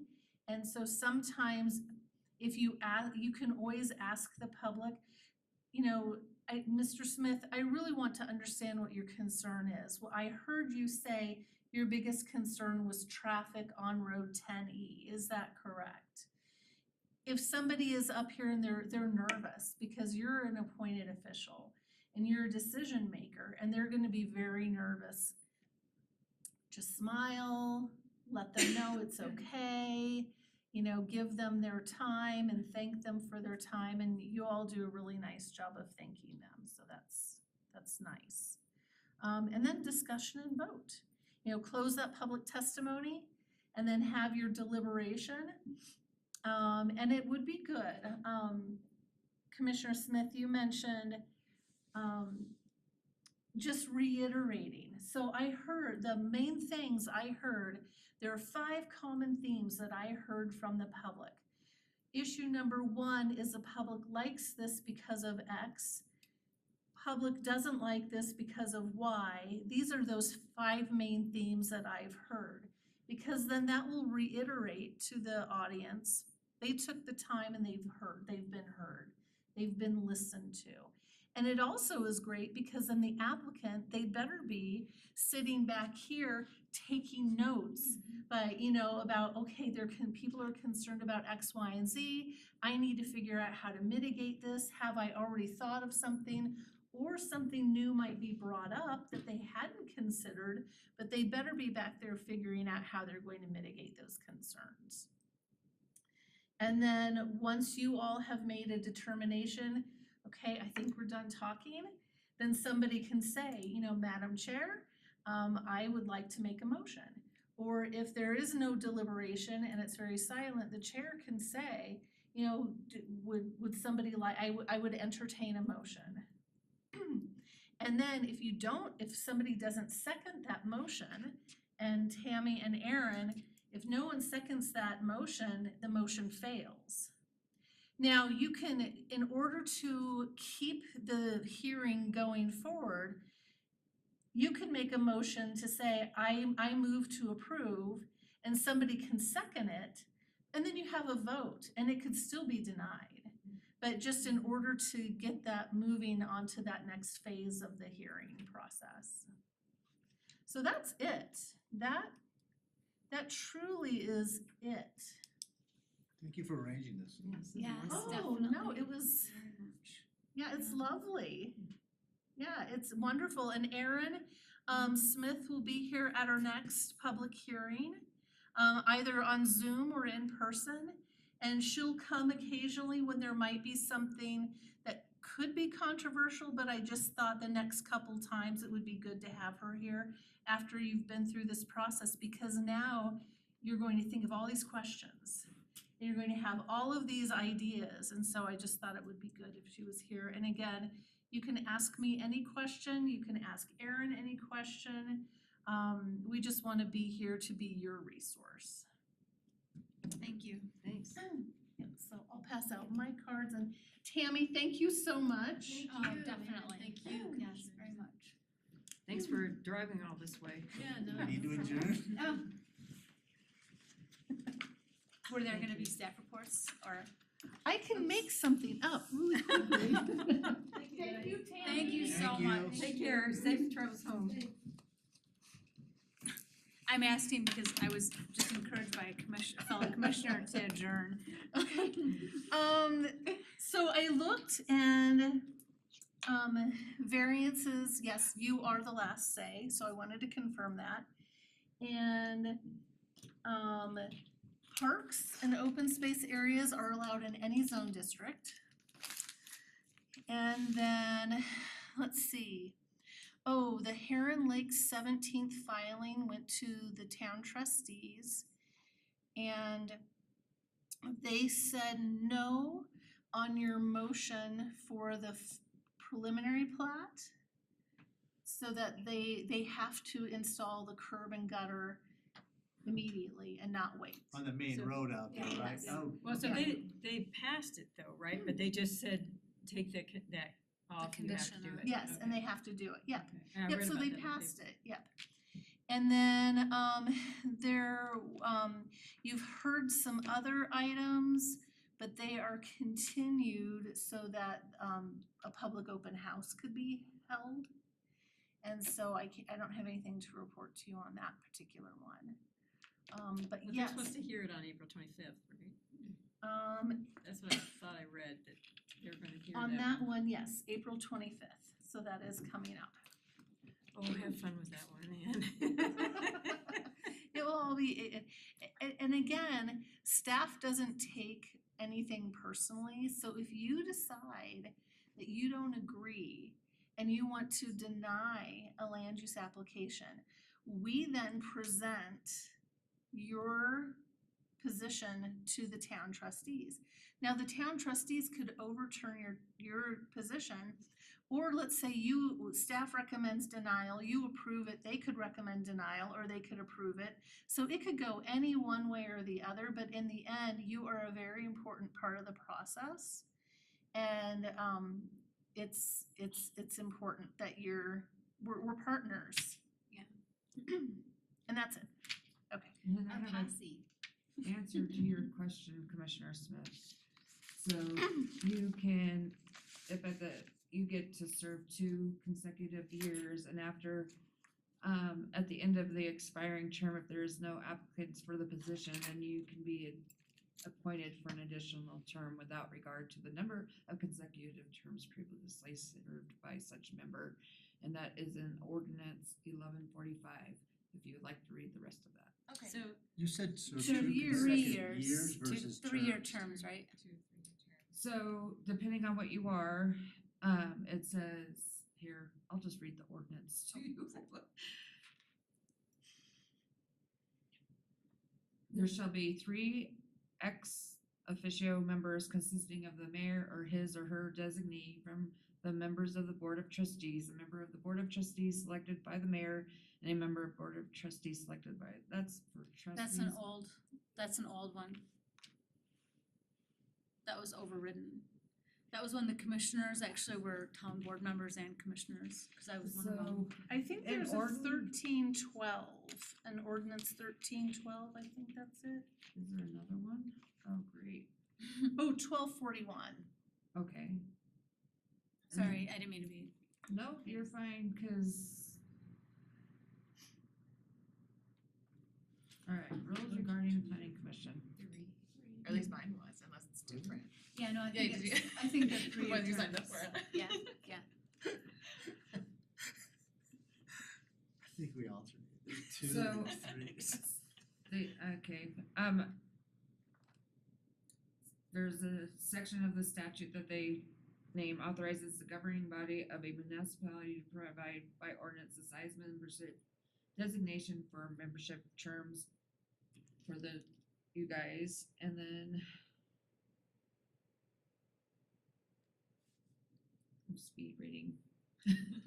And I didn't mean to put you on the spot either, You so can read I that. just, Yeah, we yeah. can always Yeah, find it. it's not an urgent question.